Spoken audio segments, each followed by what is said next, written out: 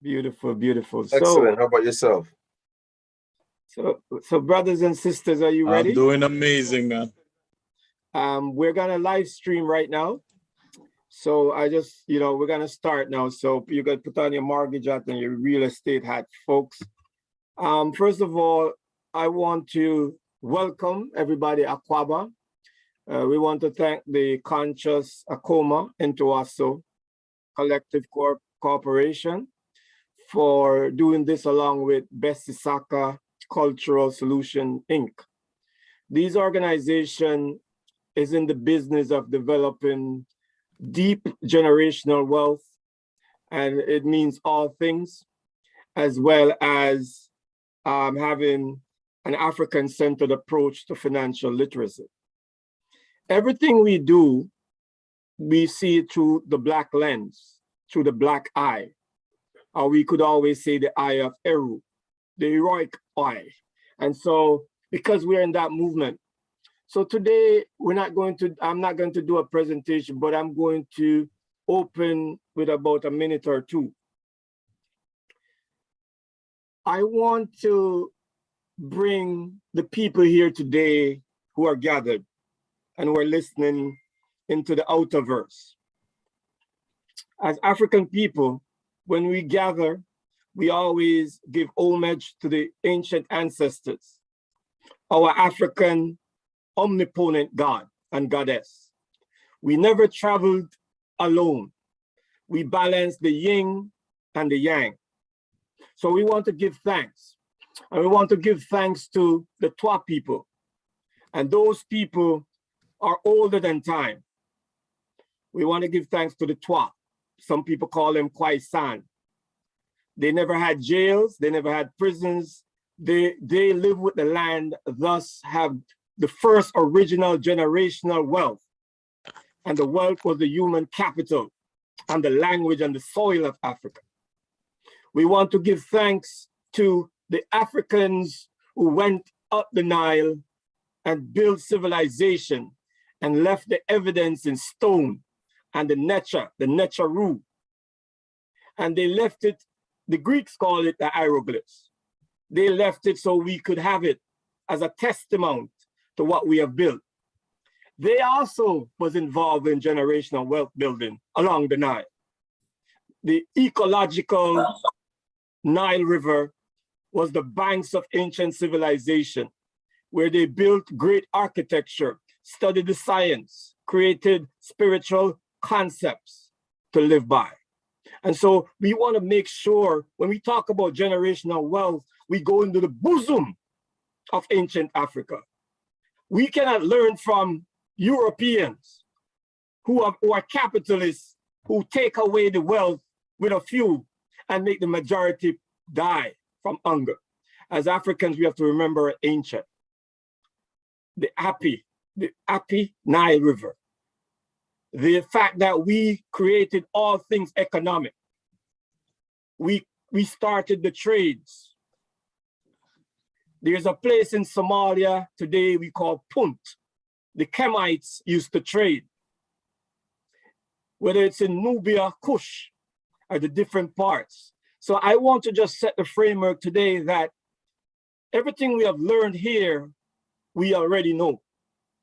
While I will talk about the state of today's mortgage business and the real estate business and land and interest and out of interest, the bottom line is this: we must use Afrocentric principles, such as Ubuntu,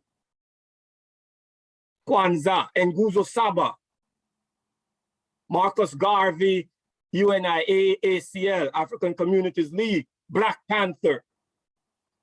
We must use Iwa, Yoruba principle concept, the Zulus. We must use that to frame our work today, to frame when we purchase land for houses, it must frame our Bitcoin purchase. Because you could buy Bitcoin that destroy the planet, but you could buy crypto that is neutral as much as you can. You could purchase electric car. When we become an Afrocentric principled society, we will then regain, recapture, we will sankofa, and then we could really truly discuss generational wealth, real estate, and the Black community. We need to sankofa. We need a reparations of our mind. And sometimes we tap into our ancestors and we bring them into the space to guide us. Today we have two great brothers and a whole bunch of great peoples on the outside and people within the Zoom. They're gonna be Zoomified. And they're gonna leave here today and say, I did not know. I am sorry I missed this, because you'll never see this again in this way. So I want to say, Ashe, Ashe, Ashe, so shall it be. Today will be great. So it is good. Brother Jerome and Brother Marlando, how are you doing today? I'm excellent, Brother Sankofa. Good, good, good. I'm doing amazing, Brother Marlando, I'm doing amazing. Thanks for having me. Beautiful, beautiful. I'm going to be more excited. I think I'm going to be a little bit more excited than you guys. But it's very important that we continue to I want to get so excited that you don't know. But I'm going to be very, very, very excited today. And so let's continue the journey here. Let's start off, with Brother Carter. Brother Jerome Carter, could you please introduce yourself and just let us know how you come to what we call the real estate marketplace? Yes, my name is Jerome Carter. I am a real estate agent and also an educator. I have been investing in real estate for the past 26 years. I've had my real estate license for the past 14 years. And it's been an interesting journey for myself because, as I mentioned earlier, I am an educator as well. So I am a teacher. And there was a pivotal point in my teaching career where I took on a headship. And I did that for 3 years. And I realized that, going the administrative route was not my passion, wasn't my desire. And at the same time, I was a part of an investment group, a real estate investment group. And I really had a desire and a passion for real estate. I also, prior to becoming a teacher, I was traveling down the road of becoming an architect. And I thought, what a wonderful way to marry my education and my architectural desires and put that into real estate. So hence I went and I got my real estate license, was a member of 2 real estate investment groups, and now currently, like I said, 14 years in the business and looking towards opening up our own brokerage in the near future. Thank you, brother. Brother Marlando, yes, please tell us, how you got into the mortgage space. Yes, sir. Yes, sir. For those who don't know me, like Sankofa said, name is Marlando Bailey. I've been in the mortgage space 5 years full time. I've actually started out doing mortgages many years ago, but at the time I wasn't focused, right? I was doing real estate in the U.S. I had different things going on, different businesses. But, what led me to come back to being a mortgage broker and taking the business seriously, I saw a real need for, somebody who's going to come in and look after our people. Because everywhere I look, I've even experienced myself where I was taken advantage of by, people outside of our race. I don't want to, name anybody or anything like that. So for me, I just saw that as an opportunity to come in and do right by my people and help my people, right? And also sorry? No, go ahead. Yes. Also, I just had a strong desire to, really come in and make waves in this mortgage industry. I love helping people and I love the real estate game. I just love everything of finance and I love the education of it. I love educating other people. And I just love the whole concept of building and growing my community. I'm not just here to take from my community. I want to help. And I also want to educate my people so that we could start building wealth. So I got in 5 years ago, seriously, full time, and I've been doing it ever since. And I love what I do. And I just want to, reach back into the community, help as many people as I can in any way that I can. Thank you. Thank you. When people come to this session with the brother Sankofa, we go on a edificational journey. And so what I'm going to do now is ask Mr. Carter to give us a short version of where the marketplace is. And I'll ask you the same thing regarding the money part. So we want you to give us a short synopsis. And just to let people know, these gentlemen, what they're telling you is their own professional opinions. And Brother Sankofa, and this is what we call a disclaimer, is saying that always do your due diligence. But since we are here in the cook-up of the community village, we're asking you your professional advice because you both are in that field. So Brother Carter, could you go ahead and just sum up what's going on in this space from where? And I'm going to be, thank you, Brother Sankofa. I'm going to be basically speaking about the GTA. That's the area of focus that I'll be talking about. What I see right now is that there is a lull. There's a little gray area right now. So in terms of, I know there's all kinds of news that there's not a lot of properties on the market and, the multiple offer situation. But what I see currently is that right now, properties are staying a little bit longer on the market than normal.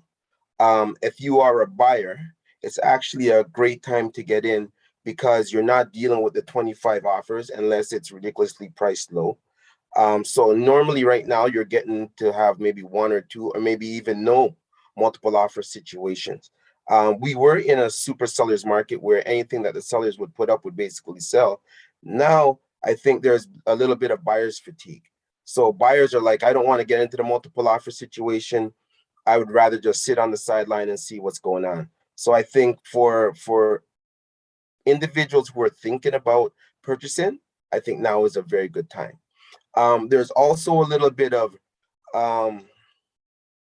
reluctancy with buyers as well because of the interest rates going up and not showing in what direction the government is going to take the interest rates. Although we know it's going up and people are like, well, should I get in or should I not get in?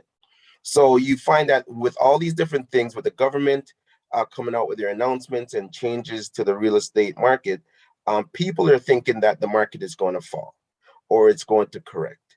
But guess what? The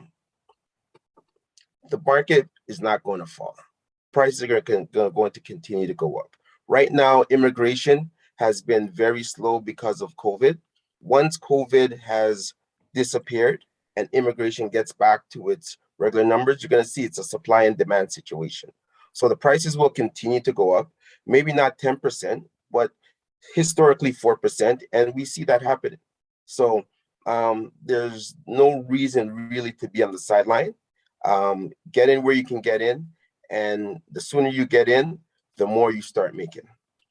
Yeah, thank you. And Brother Marlando, here, I don't read these things, but it's fascinating. So I'm part of several groups, the GTA Black Real Estate Group. And I was reading something that people are starting to look at the algorithms. So I won't ask the question yet, Brother Marlando, but please tell us the state of affairs in the money business. You're in the money business and it's good to know you.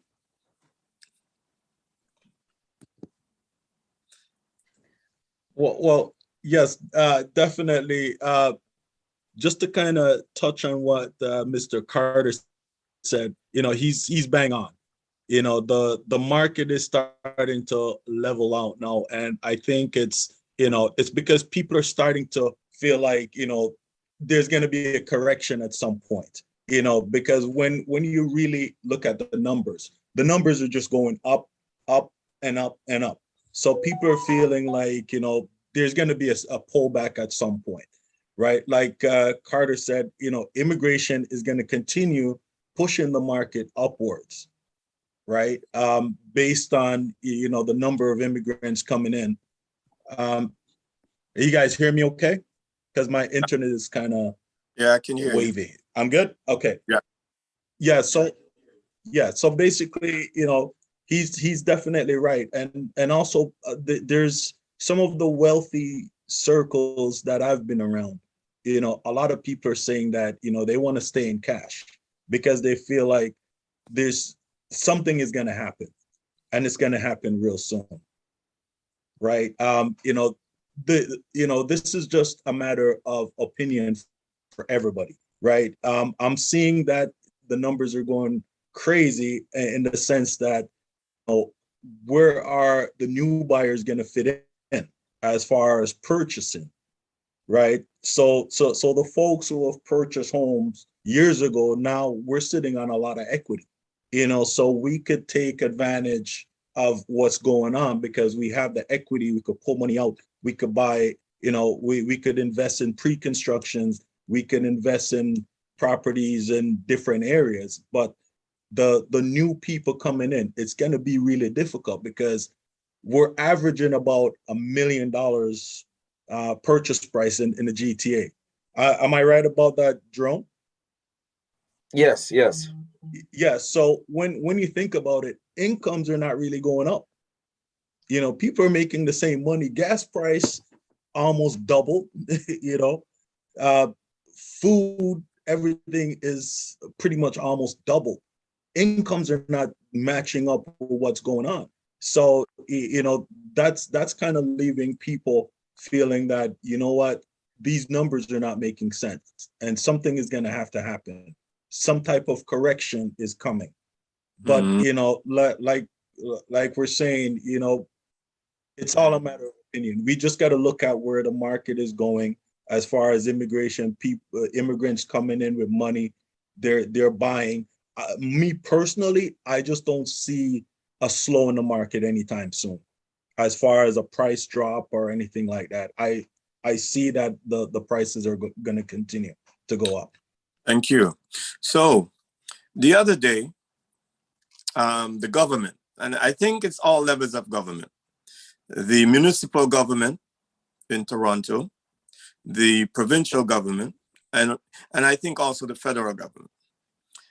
Somehow I feel like they're doing hodgepodge work. Like, it seems to me they need to get together and have a comprehensive housing strategy, affordable housing strategy. What I'm really asking you, Mr. Carter, from where you sit, any of these changes will do anything to help provide affordable housing? And then if not, what do you think they should do? Your opinion, please. Well, I think it's a simple matter of supply and demand. When there's not enough supply, prices are going to go up. And until they correct the supply situation, prices are going to continue to be high. So until that changes, things will be the way they are. What should the government do in terms of trying to make housing more affordable? I think they need to be a little bit easier on the building permits and allow the builders to build and free up a lot of the land that they have to build. If you take a look at, I don't know if you've ever driven or how often you've driven up the Highway 400, but if you see from Toronto all the way to Barrie, and you drive from on the 400, you'll see all the vacant land. And so the question is, why aren't the municipalities freeing up the land for development, right? So, and that is kind of like the government bureaucracy. I remember 20 years ago, I was a part of a session and they were talking about land banking. And a couple of the companies owned land along the Highway 400. And although they owned the land, there was nothing they could do with the land because the municipalities were not allowing them to develop the land. So until the municipality all come together and say, listen, we're going to come up with a building strategy that focuses on developing X amount of properties, X amount of units, because we know how much we're going to need, especially based on immigration, until they sit down on all levels, whether it be national, provincial, or just in your local cities and regional, we're going to continue to have the problems that we have. So I'll stick with you first because I need to have another question directly towards you. Now, you said about land. What about the green belt? So I have a feeling a lot of these cities, some of them are talking about environment. Some of them are being pressured by people not to build on certain thing. What's your process? What's your thoughts around that? Does that have an effect on it? Greenbelt, from my perspective, has no impact. And the reason I say that is because Canada per square footage is bigger than the US. So in terms of our development, we have tons of land that could be developed. It's whether or not we choose to develop it, right? There's a lot of land that is not greenbelt, that is not conservation. So in terms of this whole moving towards a green application, there's plenty of opportunity. We have to live somewhere. So we need to provide people with the land, with the property, with the housing to live.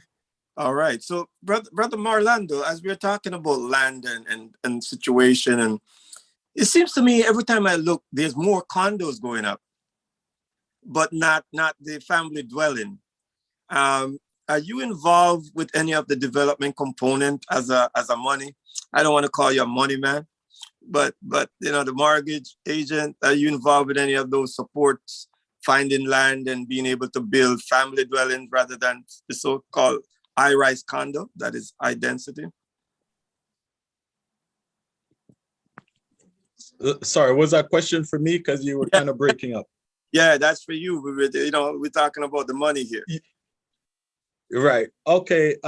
Yes, you're absolutely right about that. There's a lot of condos going up, but you know, the question is, you know, where people getting the money to purchase these properties, right? You know, I have a major concern for the younger people, first time buyers trying to get in.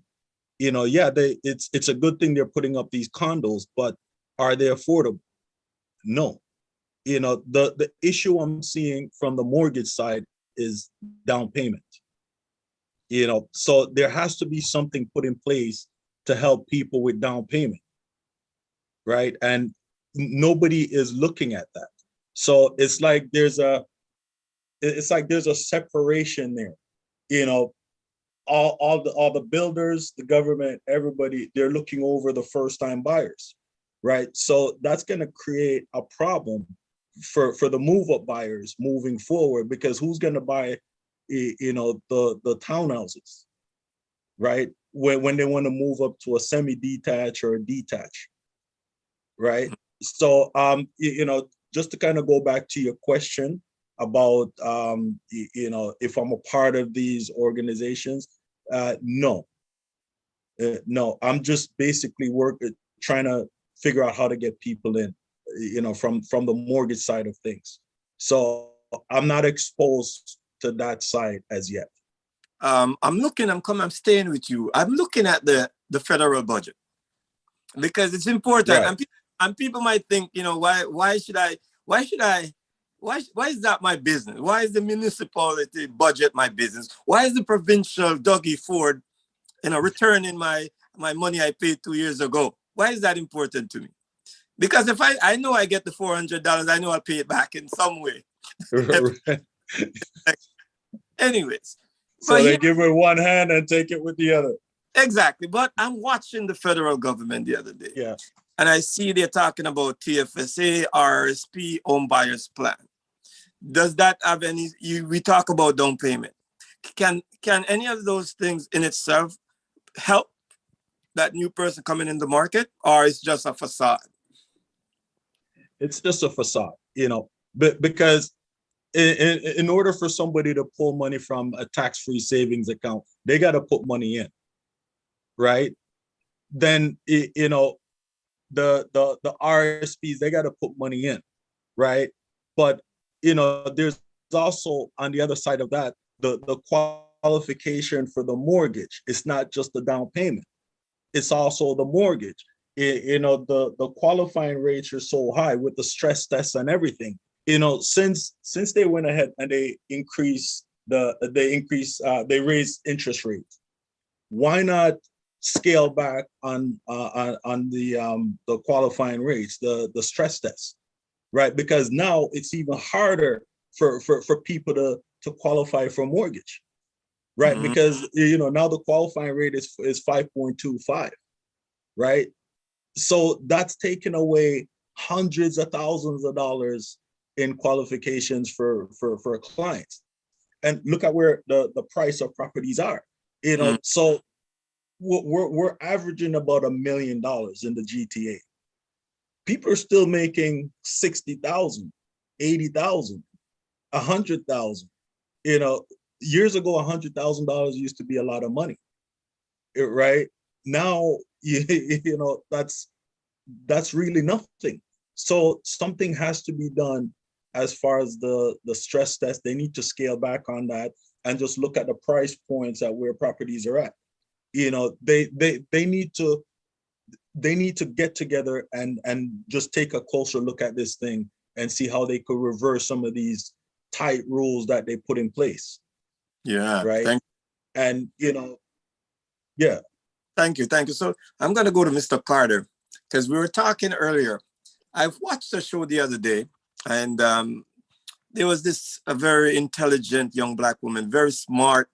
She had a certain position in the government or another organization. She was talking about the anti-Black racism and bias in the demographic rules.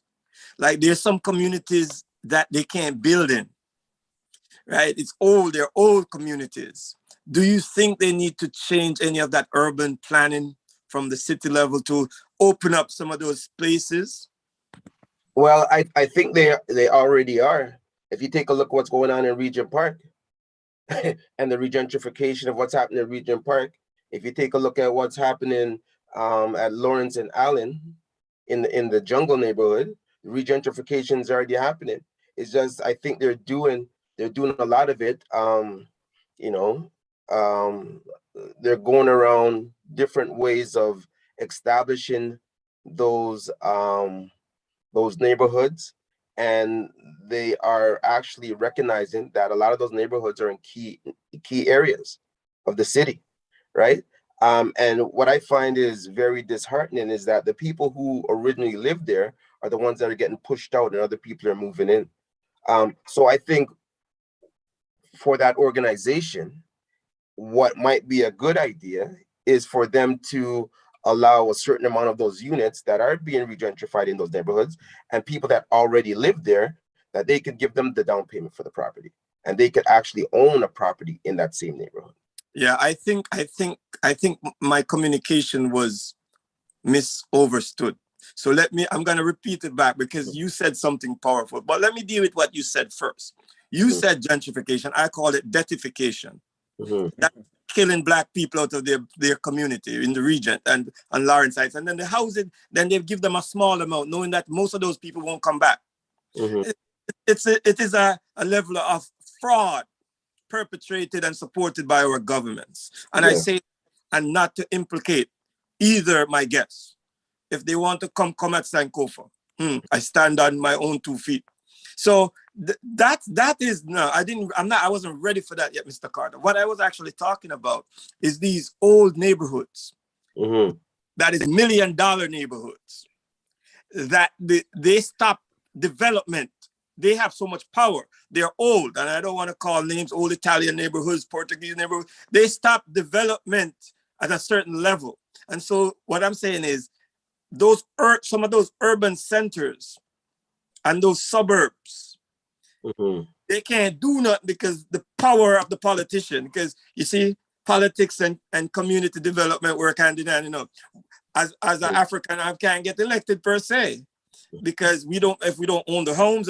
So we know how that works. So I was speaking to that kind of anti-Black racism. The gentrification is another thing that we'll talk about.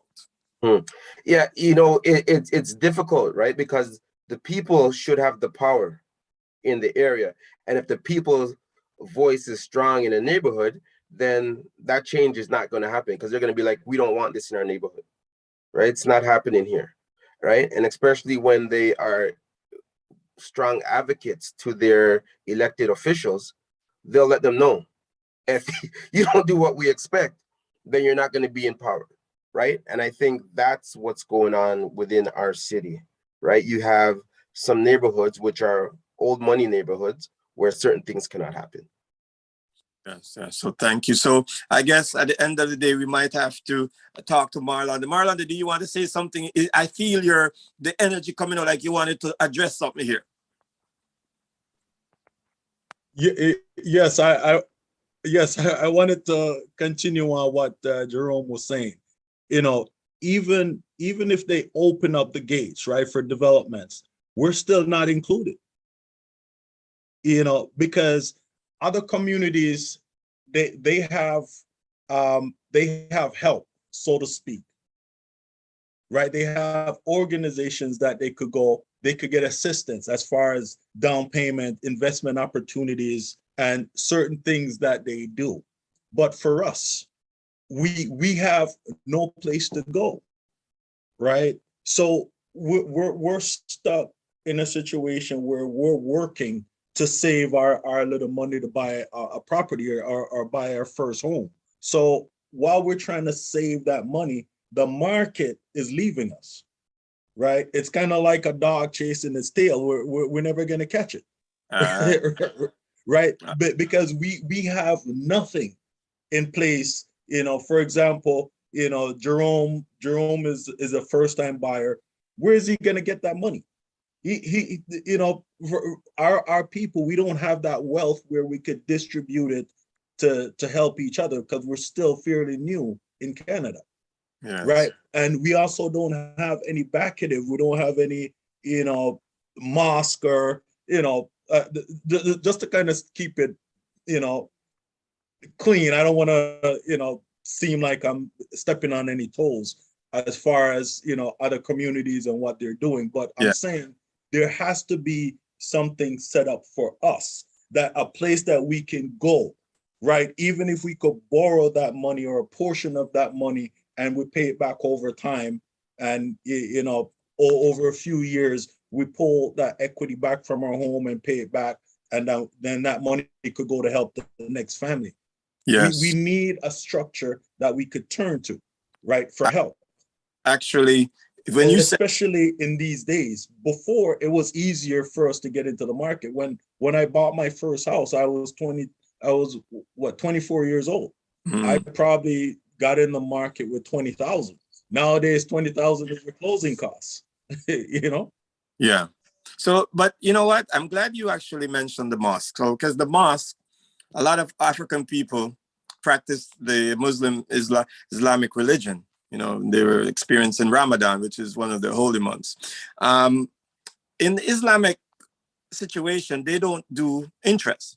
So that's a good place for susu and collaboration. Yes. And I'm sure throughout different parts of Rexdale and stuff, the imams, and they're going to hear this and they're going to be like, hey, we need to work on this more and more and more, because their policy around money helps the village. So I want to thank you for that, because it's powerful. I'm going to go to Mr. Carter now, because, you know, we're talking here about communities. And so there's an organization called Black North Initiative.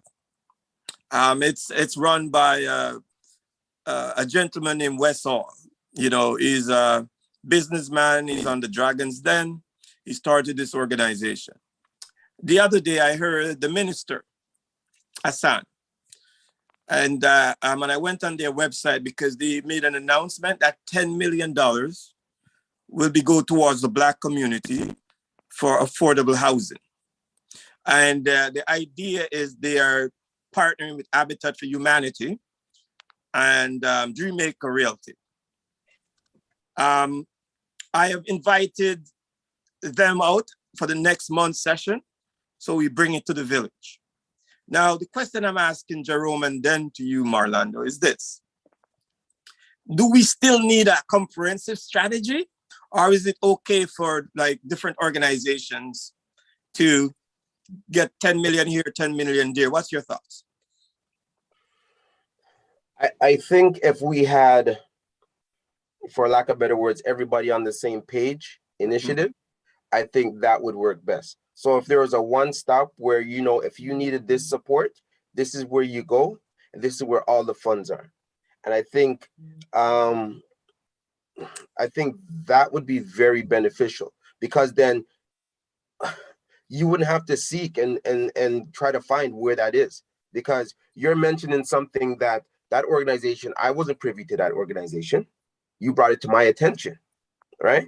But if there was a national organization or bank or institution where you knew that this is where you go, if you don't have funding and you want to buy a place, this is where you can go, and this is what we will do for you, right?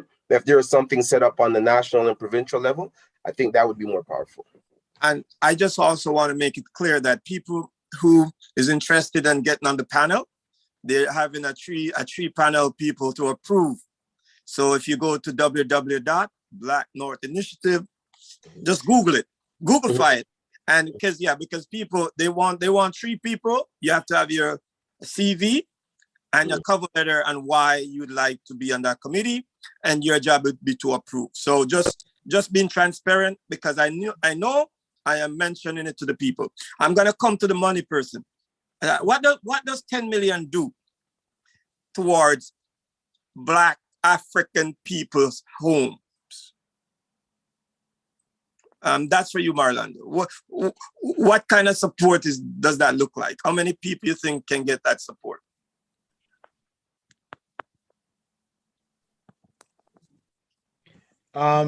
Basically, I think we need as much help as possible, but also too, we need more hands on deck, because when there's only a few people overseeing it, then they tend to come up with their own bright ideas, right? So I feel like we need to remove any chance of, a monopoly going on, where people could decide what they want to do with the money, rather than attacking the real cause for getting the money in the first place. So I believe we do need all hands on deck, and the money really needs to be distributed properly. And like Jerome was saying, I recently heard about the Black North Initiative, right? I saw it on the internet. I saw that gentleman you're talking about speaking about it. I sent him a friend request on LinkedIn just to kind of get some more information, but he never accepted my invitation. So I just kind of moved on from there. So, as far as what they do, I really don't know much about it, but I've heard of it before, and I've seen little snippets on Facebook and whatnot. But I just don't have that information about what they do and who's involved. So the question still is, I'm going to put you back on the spot. What does 10 million, let's say we 10 million, about how many African people, because there's going to be criteria on the site of who can apply. They always come with criteria. It's not everybody. You got to be have a certain threshold of income, single, right? Yes. or family, and so forth. And then those 3-member panel. So I'm saying, from where you stand as a mortgager, is it 200 people? Because on the site, they said they hope to help 200 people. Does that sound right? You know what? I'll start by saying any help for anybody is good, but also too, we got to look at the bigger picture. A lot of people out there need help, right? So, so to your question, is 200, is 10 million enough? No, that's not enough. We need a bigger plan, and we need a better plan, right? We have to include more people to strengthen our community, more people buying their first homes, more people investing in real estate, more dollars to go around to distribute to help our people. So $10 million to help 200 people, no. And the thing is, like I said, I don't know the selection process, so I can't really speak on how they're selecting the people for qualifying or for qualifications. So that I don't know how they're doing that, but it does, to me, from where I sit, it doesn't sound like it's a lot. It's a lot to help enough people. So then this is what I'm going to put to Mr. Carter, and then I just want to say yes or no, because my plan is always an Afrocentric plan. What if we had a real estate summit and we invite the people who actually need it? We invite the people in the business. We invite the mortgage people. We just invite African people from all walks of life. We listen, we compile the information, we develop a reparation plan, and we go to all three levels of government and say, this is what we are demanding for the 100 years of enslavement and African thievery, for all the shit you have done to me. Right. Yeah, like, we're not begging you, banks, credit unions. This is what we're saying we need. And we need a comprehensive national plan. Is this something that we think we should actually do? And so we could also invite Mr. Westall and the Black North Initiative, the BBPA, everybody who's interested in Black liberation should be at the table. Not a selected few. Because Mr. Carter, you know what happens in a room where there's a selected few. Things don't happen the way it's supposed to be. So Mr. Carter, go ahead. So your question is, should there be a conference bringing everybody together to come up with a solution? My definite answer is yes. There needs to be, but it can't just be a conversation. It has to be hard solutions to come up with being able to fix whatever the problems are, right? And a lot of it boils down to access to the funds and the money to get yourself started, right? And bringing our community together to work together. I think that's an important situation. I have 3 friends, all 3 rent. I said to them, 3 of you should save up $10,000, put your $10,000 together, buy a place and create 3 units. They won't do it, right? So we have to look at ways of bringing ourselves together first and being able to say, okay, you know, that cooperative economics, we need to be able to focus on that and be able to together and find a way to build together. Because I tell you, other communities are doing it. They don't mind 10 people in one house. And then in 5 years, everybody's going and buying their own house. Like, we have to be able to come together and be able to build together. And that's what I think one of the greatest pillars would be in our community, for sure. And I would suggest that they find 3 separate units. Oh, for sure. Oh yeah, you buy a back split, you create 3 units. Yes, everybody has their own space. So we don't need to see each other because we don't get along all the time, right? So it's good if people have their own space. For sure. All right. So I see we're not taking questions, but for this purpose, I will. So what we were going to do, young Hutchinson from Carifaka, is keep the question until after my questions. But since you put up your mechanical, and I'm going to go ahead, enter the fray.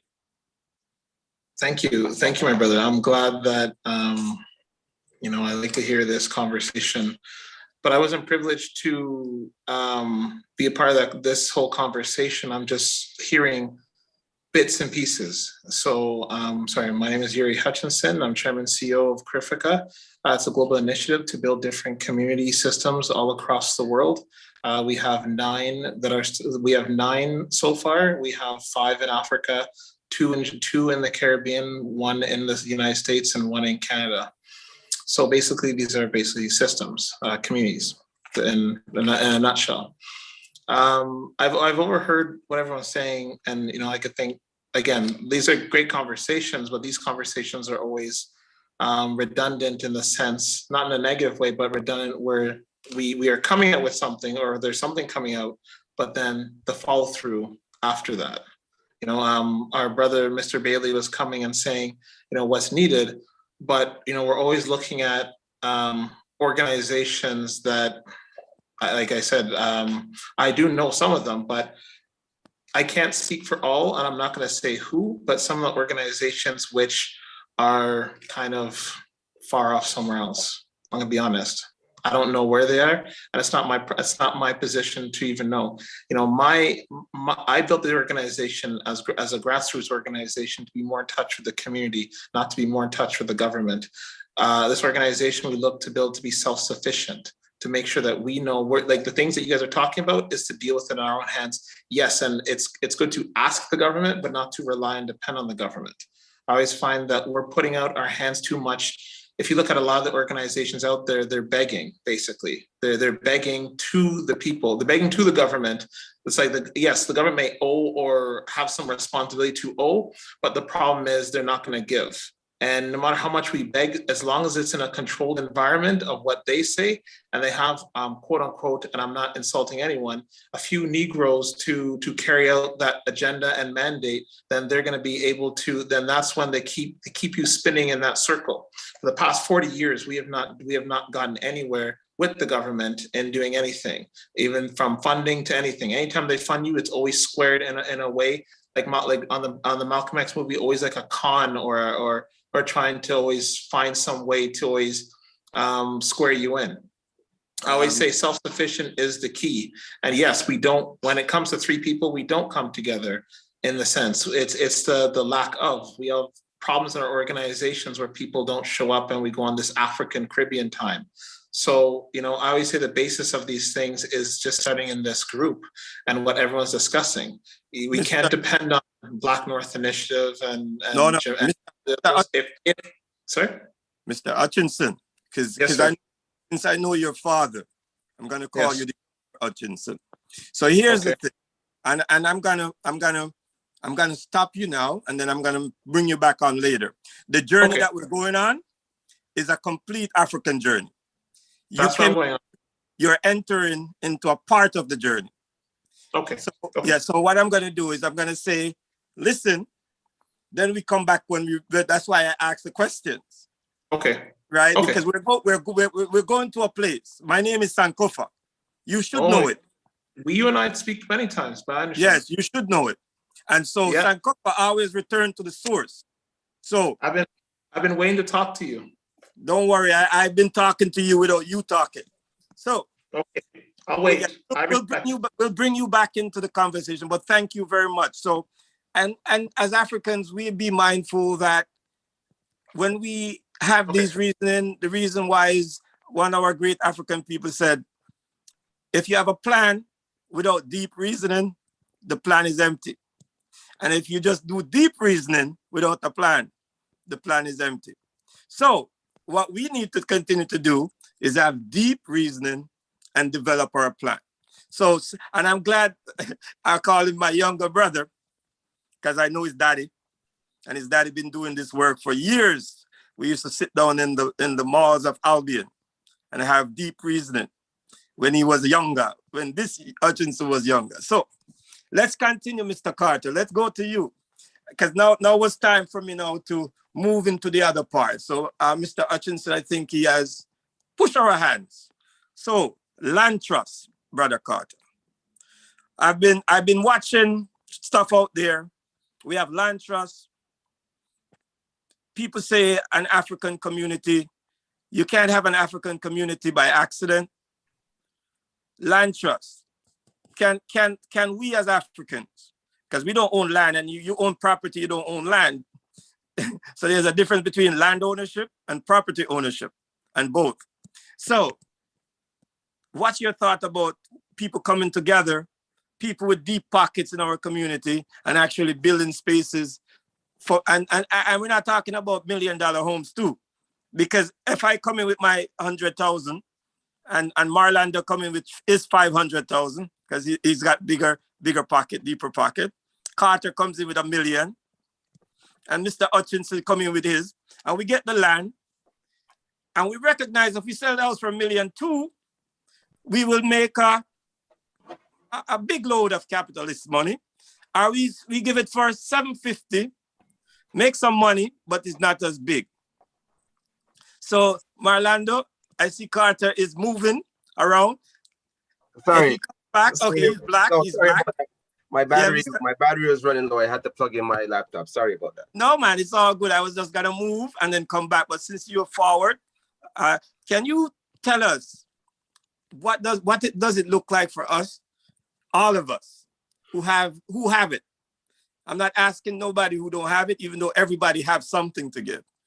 How does that look? Land trust, community trust.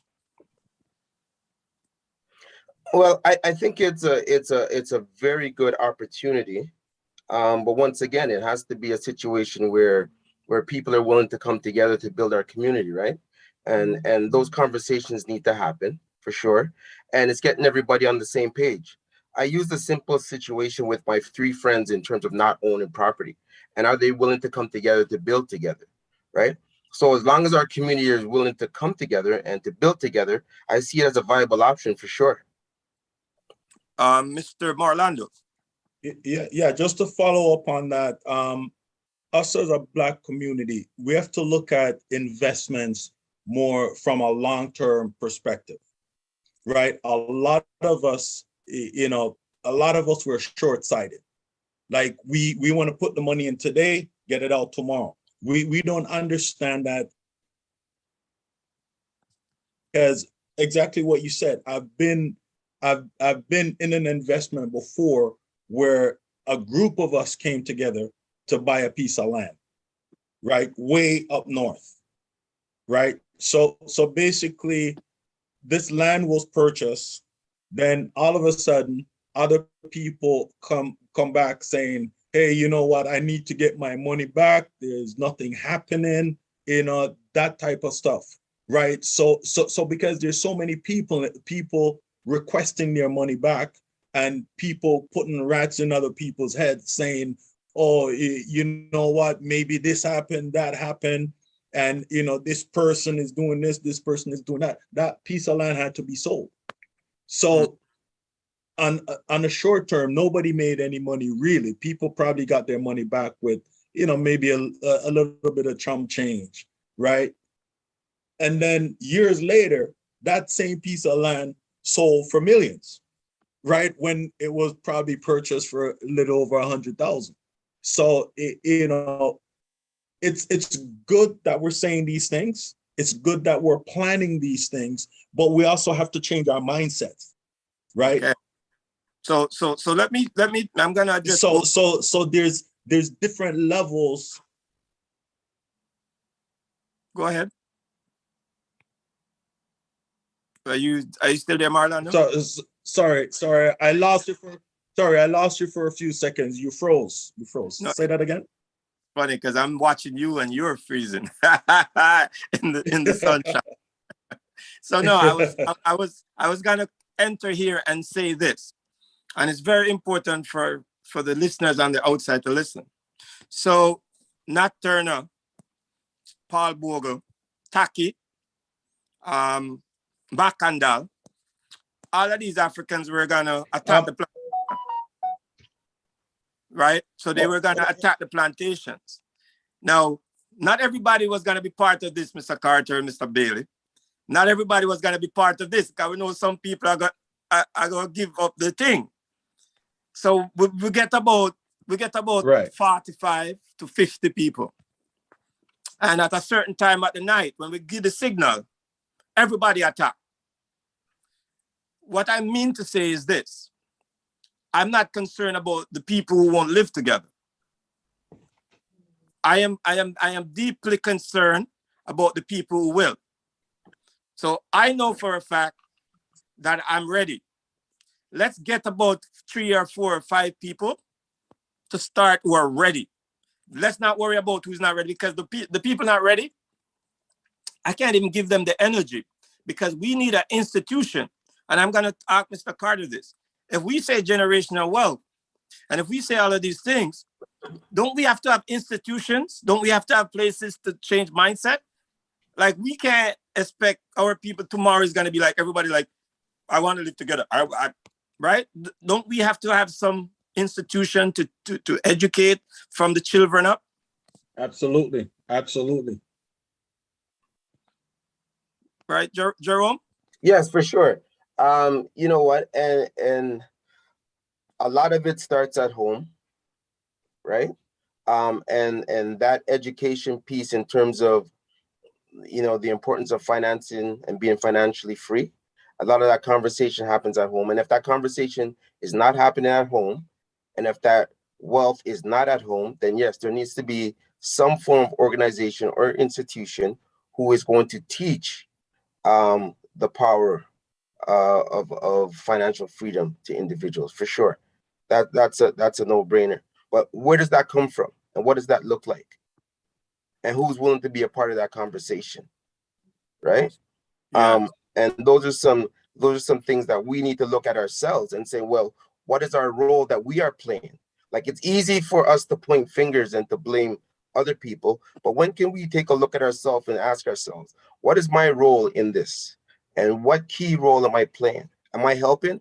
Am I a part of the solution, or am I a part of the problem? Right? So where does that education come from? I'm sorry, but I'm gonna have to share this conversation. I know it was probably between me and you, but I'm gonna share it because it was still a good conversation. You said one time you want to develop modules for youth. When you were thinking of even putting that out, what was your thoughts to work with young people to inspire them and motivate them? Tell us about your thoughts and when you were thinking. And I think it's still happening, right? Yes, it's definitely still happening, and it's actually almost finished. But the thought behind it is, how do we prepare our youth to be better than we were, and the knowledge that we have, how do we transfer that to them so they don't have to go over the same hurdles that we went through? Yes. Right. Yes. And so if we have a formula, for a lack of a better word, if we put the formula together and say, listen, here's the formula, do X, Y, and Z, and this is going to take you here, right? And I think that kind of training is almost like a rites of passage, you know, where you train the mind. And once again, I think somebody alluded to it earlier. It's not just about yourself, because you could be wealthy and everybody else around you poor. And is that true wealth, right, in your community?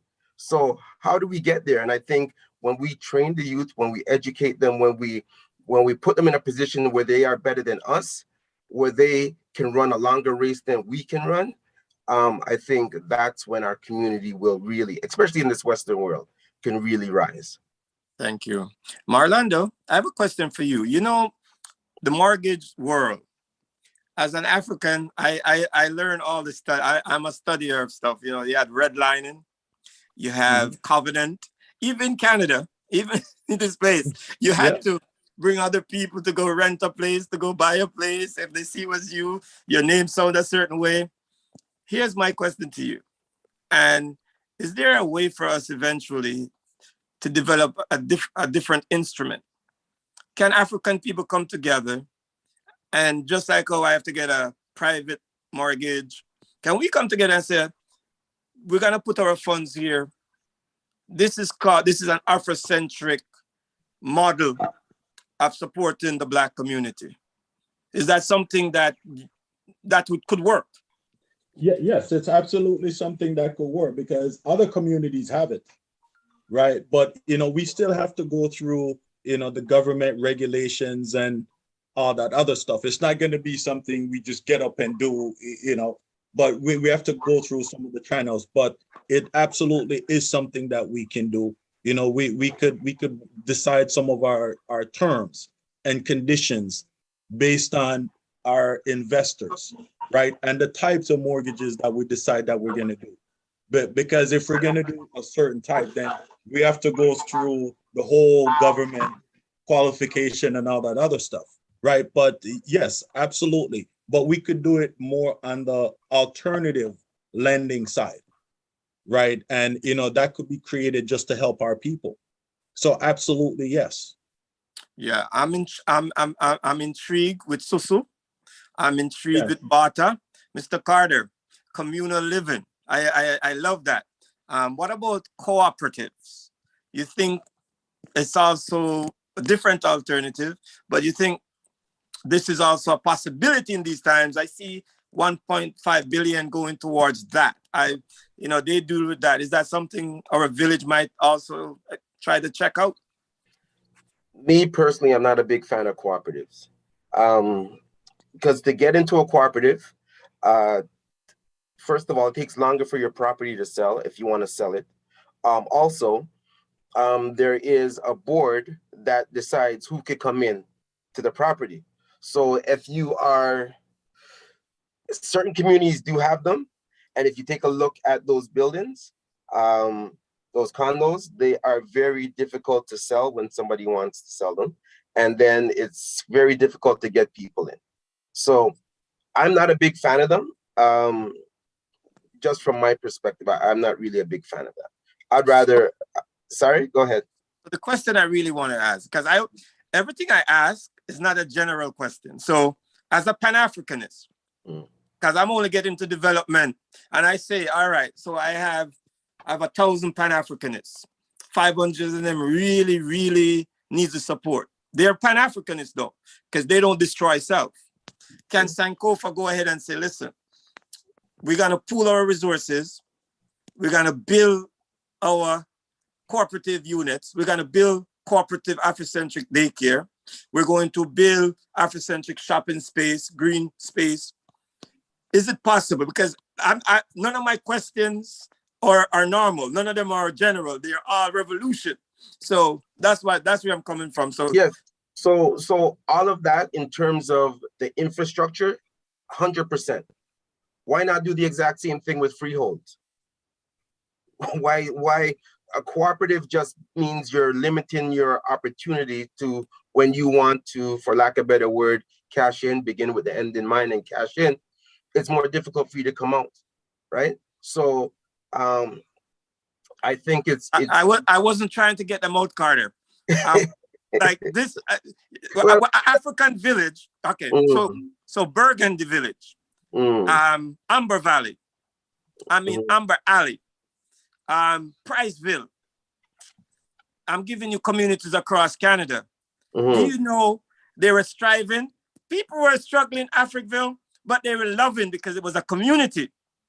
All of those communities, there's one thing that was in common with them. The government of the day went in and destroyed, right? So the idea, so the model that we're saying is for the cooperative living people who want to live, and so we check in on grandma, like that would be a family space, and we want you to live there forever. The people who want the freehold, we have the same systems. So it's just certain systems, like as Africans, sometimes we're here and we're kind of estranged. Like I live, my brethren that was the closest brethren, he lived 5 minutes from me and I barely talk to him. You know what I mean? Like what has happened to us here?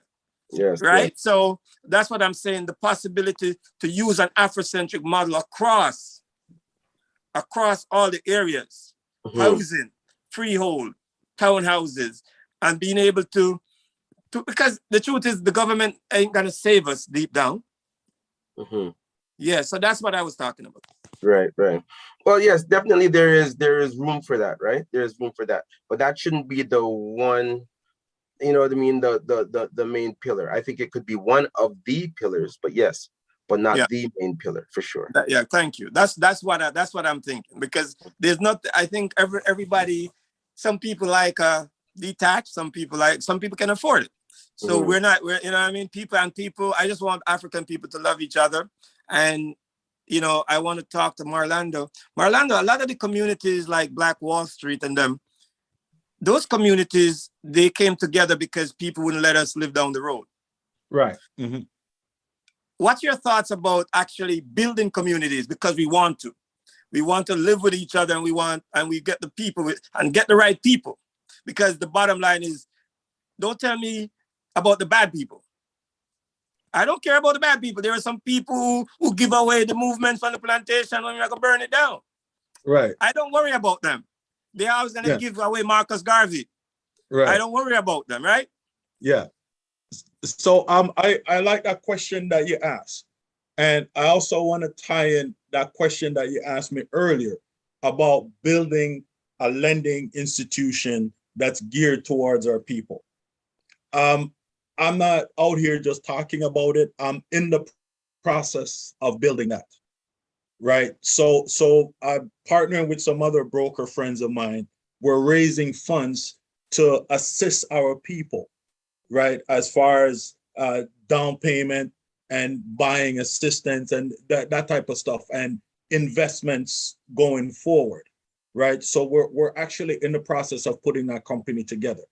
So absolutely what you're saying is what we're working on. And as far as using the Black Wall Street model, it starts there.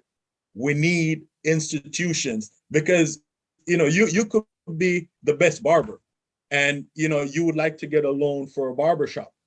But if there's no institution for you to go, then where are you getting that money? Because the money is not in your circle. And you can't go to the bank and say, Mr. Bank, I want to open up a barbershop. They're going to give you a cup of coffee and march you out. Right? So it starts with putting together, lending institutions, right? Where, me and you and Carter, we make money. We put our money back into our communities to lend it out. Yeah, we're going to lend it out with interest because at the end of the day, we can't give away our money for free, right? We have to earn. Yeah, but it just won't be predatory. It won't be predatory. And, that's what's going on in the community because, there's the silent treatment that it's not as loud here in Canada as it is in the States when it comes to lending to our people. Because I've personally seen where some of my people have better credit than some of the other race of people that I've worked with. And those people got better interest rates, right? Mm-hmm. So it is happening here. But, it is also our job, my job as a mortgage broker, to recognize the problems that we're having and try to put something in place so we can help our people, right? Because talking about it is just, it's really redundant. No sense in talking about it and not do it. But also, too, on the other side of that, we also have this lack of respect in our community for our community professionals, right? Yeah. And what I mean by that, when I work with my own people, the level of respect is just not there. So that creates, I'm not saying for all, there's the few, right? I have people, they show me so much respect, so much love. So, it goes back to what we're saying earlier. We need to have institutions to also not just work on our finances, but also to work on our mindsets because it goes together. Yeah, that's powerful, man. And I give you big respect always, right? Always. That's important, brothers. And Mr. Carter, now I'm going to take you down another road, because you get a lot of different ways to own homes. What's your thoughts on rent to own? I think it's a vehicle that one can use if their financial situation is not where they want it to be in order to do a conventional purchase. But just to keep in mind, the rent to own is going to be a little bit more costly for that individual. Yeah, so there will be some fees that you normally wouldn't have to spend if you purchased a property straight up. However, the rent to own is for those who may have some blemishes in their credit that need to correct it in the next 2 to 3 years, or they may need to save up a bigger down payment, but they do have a portion of their down payment and they want to get into a house. So definitely it is a vehicle, but it's not for everybody, but it definitely is for some. And actually 3 months ago, I did help one of my clients with a rent to own property. Yeah. Beautiful. Now, Marlando, this is the boringest question I'll ever ask you. Mm-hmm. I will never do this again, but I have to. Yeah. I read. So I was reading this article. The people who are in the mortgage business and the loan business, not just mortgage, but loan business, they're getting concerned. They're talking about people inflating their wages and they want to change the analytics. They say they're going to look at it over and then you might need more ways to qualify for different loans. Yeah. And so what's the ramification on this, because we've been through pandemics and people's incomes, and because some people, around the side was lying. They were frauding people, right? and they were pretending that they made more and they were getting these loans. But the people are saying as interest rate rises, because it was so low, they qualified a lot of people. Now the Bank of Canada says inflation, right, because of all the inflation, and they're using it as the monetary fiscal policy kind of behavior, the fiscal policy now. But now, catch 22 here. You know what I mean? Because now it's gonna go up higher, you know, and then leading into that, after you answer that, then I want to get your thoughts on, if I was a variable, what do I do? Do I keep it variable?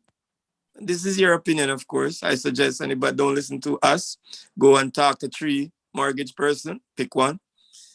But do you go keep it, or do you check the trend and you go put it into a longer term fix? So first, tell me about this analytics and these actuary people calculating the numbers and might force people harder to get loans. Yeah. Those are some great questions.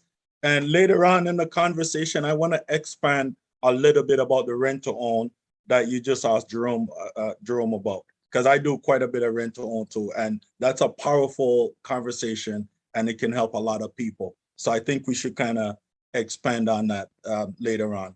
But yeah, to answer your question, as far as people fudging the numbers, I get these calls every day, right, from people in our community.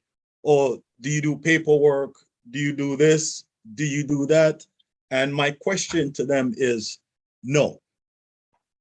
But give me the opportunity to look at what your situation that you got going on, because we need to, and this kind of goes back to mindset, right? People have this mindset that you always have to commit fraud to get what you want. And in some cases, it'll help, but not in all cases, right?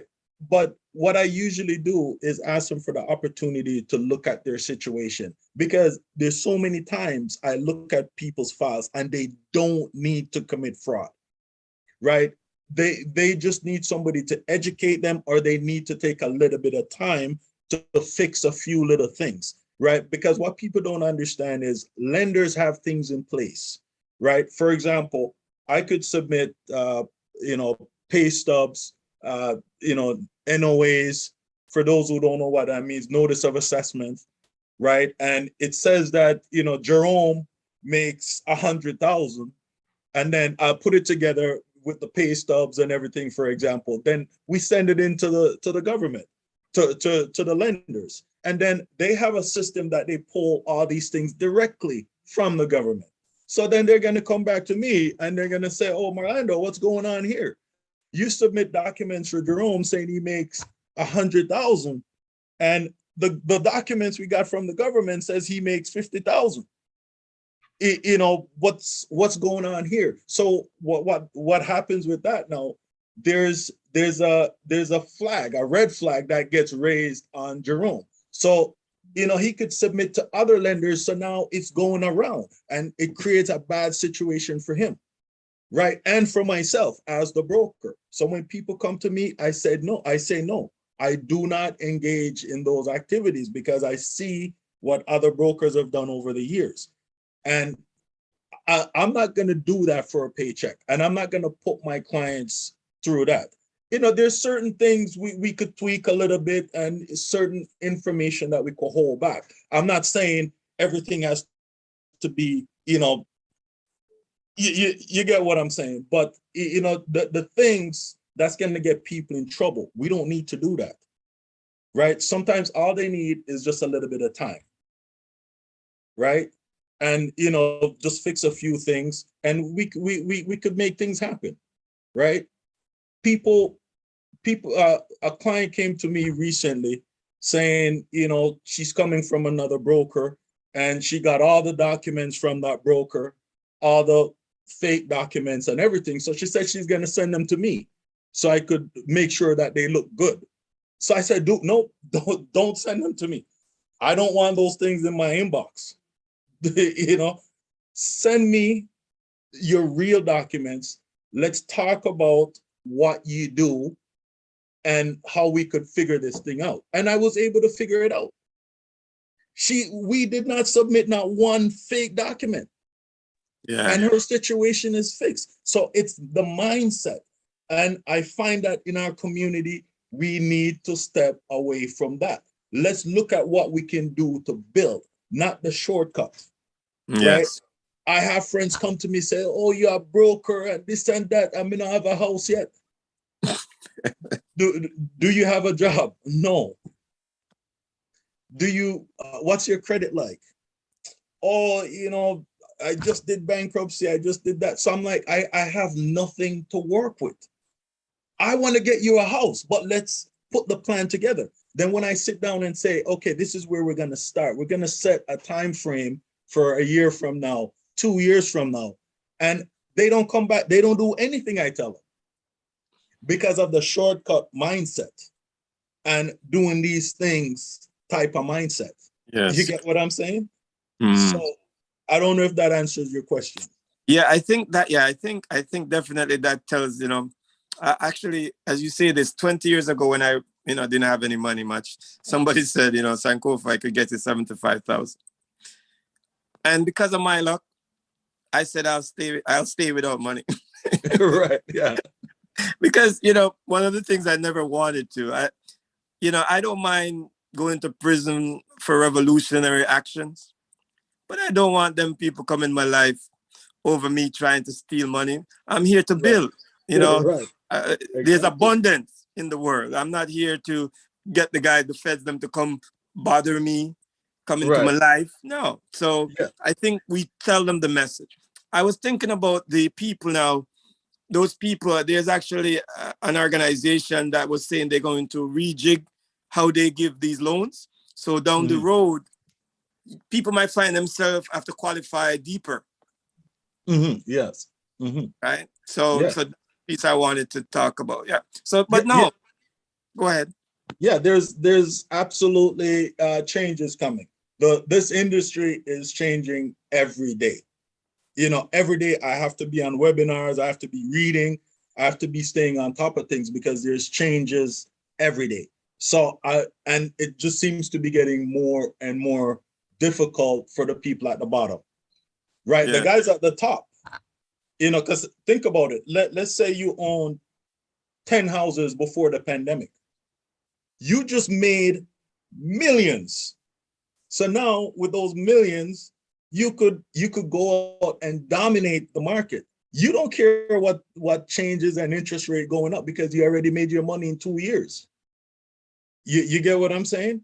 So it is going to get difficult, and people have to get more creative and more diligent with, you know, the process of getting into their first home, right? Yes. And to answer the question you ask about interest rate, whether you should go fixed or variable. My question is, what is your objective? Is it in your plans to invest in real estate moving forward? Do you want to sit in this mortgage for 5 years? What are your plans? So I want to sit on the mortgage for 5 years. So if you want to sit on the mortgage for 5 years, I want to take a look at the industry that you're in. Are you in an industry right now where, you know, it's changing all the time, right? Where you could lose your job 2 years from now, and then you might have to break that mortgage, right? So there's quite a few things I look at before. I don't just say take variable, because variable could be good for you and bad for me. So basically you're saying is you have to meet the client and do an analysis. Exactly. Right. Right. You know, if I tell somebody I've sat with clients. Now what I do when people say they want to stick with a 5-year mortgage, I get them to sign something saying, I told them not to do it. And, you know, if within the 5 years they want to sell or break the mortgage, then they can't come back and say, oh, you didn't tell me, because it does not work for everybody. Because on average, people are selling their homes within the first 3 years. Am I right about that, Jerome? I don't know if Jerome is hearing me. Sorry, I can hear you. I was just muted. Yeah, you're absolutely right. People are not staying the 5-10 years anymore. As soon as they could make some money, they're upgrading or they're cashing in, right? So 3 years, yeah, I would Right. say 3 years. Mr. Right. Carter, Mr. Carter, I'm gonna go to Mr. Carter because he's been mutified too long. So let me go to Yes. Okay. Mr. Carter. You said you want to talk about the GTA. I don't just want to talk about the GTA because I'm unruly. Mr. Carter, I can't afford a house in the GTA. It's $1 million. Let's say I want to go out just outside. Is there any places outside where I could get a decent place? Should I look at 600, 700,000 or what? Areas that I like outside of the GTA would be St. Catharines. I like St. Catharines. I like the price points in St. Catharines. Niagara Falls. I like the price points in Niagara Falls. Peterborough, which is around an hour and a half away, depending on what part of the city you live in. I like Peterborough as well. Barrie's price points are a little bit higher now.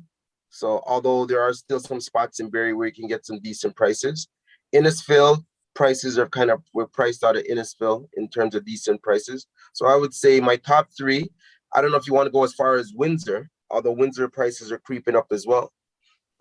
So there are some nice spots. Hamilton actually is not bad, even though it's in the GTA, but it's still going through their revitalization. So there's still a little rough spots in Hamilton, but you can still get in at some pretty decent price points. And when I say decent price point, 600,000. Yes. Okay, wonderful.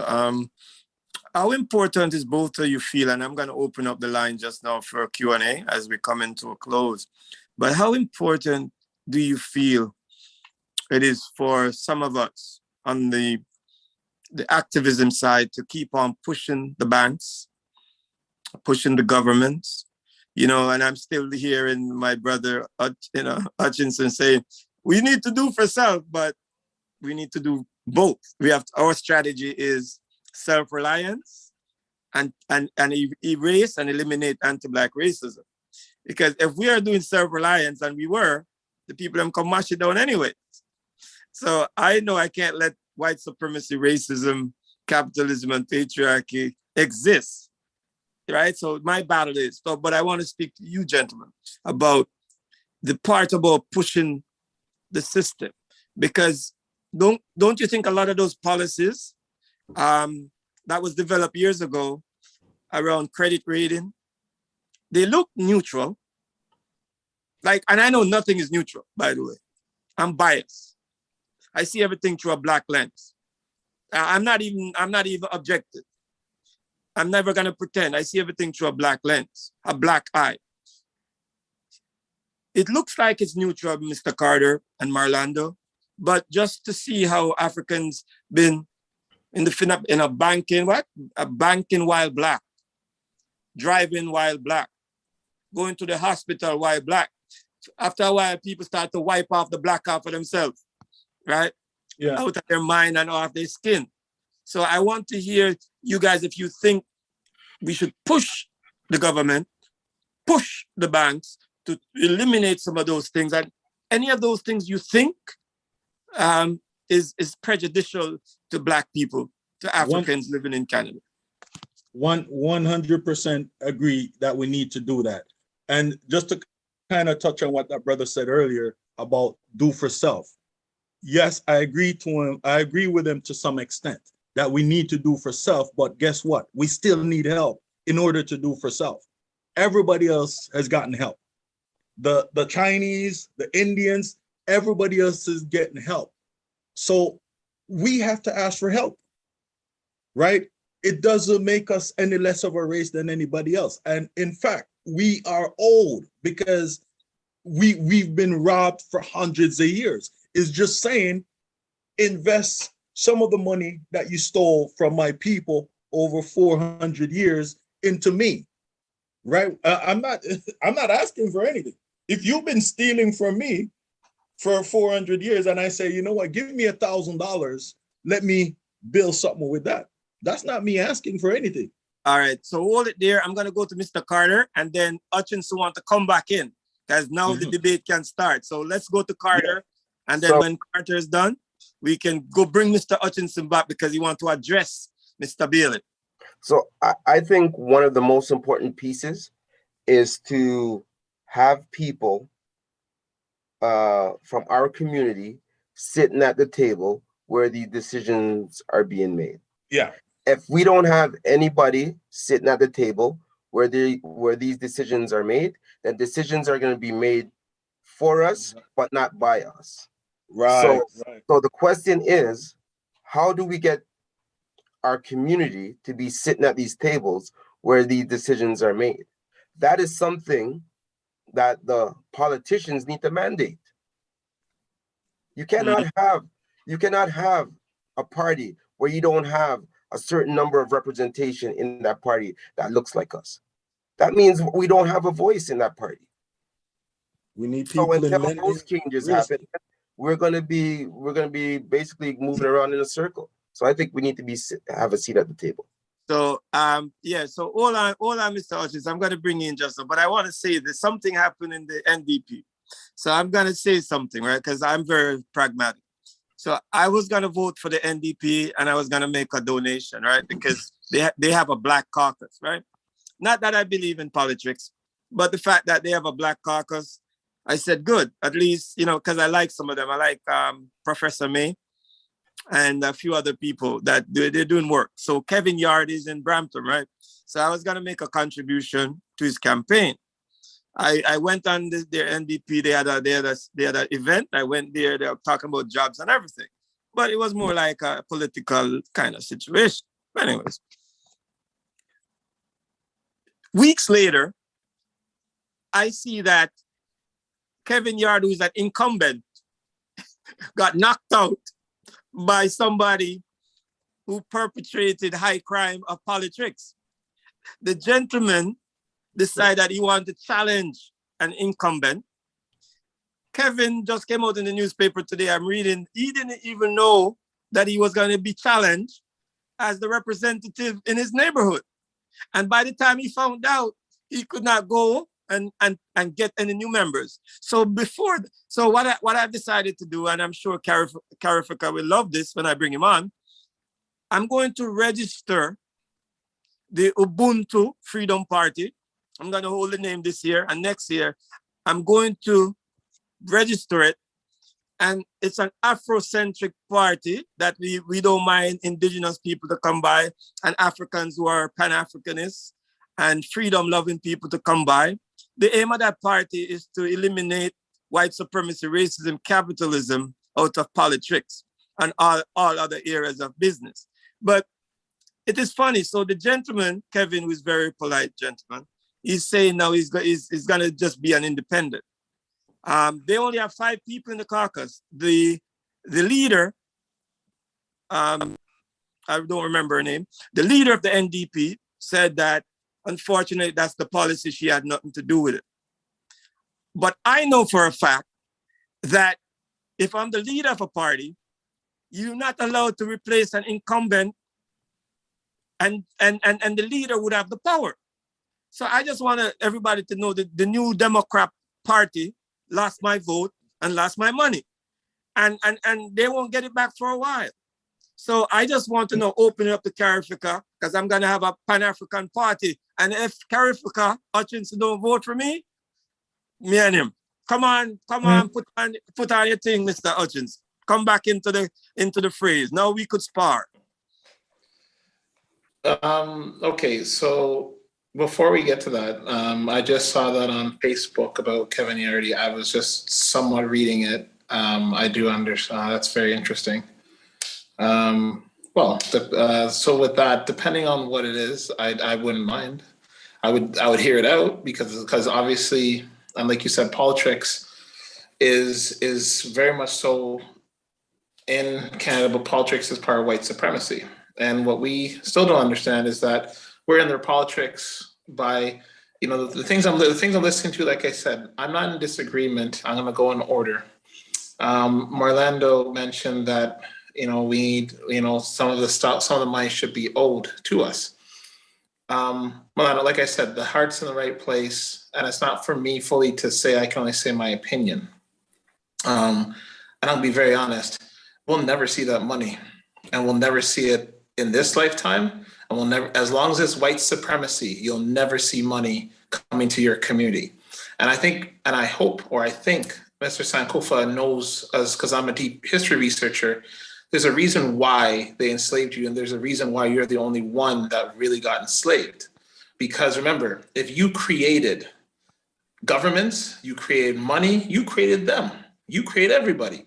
Do you think that they would even want to empower a people who, whether their mind can be twisted inside out, flipped in every other way, do you think they'll empower you? Not necessarily. Only if, like I said, if you have no loyalty to your community, you only have a loyalty where it's on the outside, where you're a watchdog for your community, and you don't know, let's just say you have no kind of connection with them.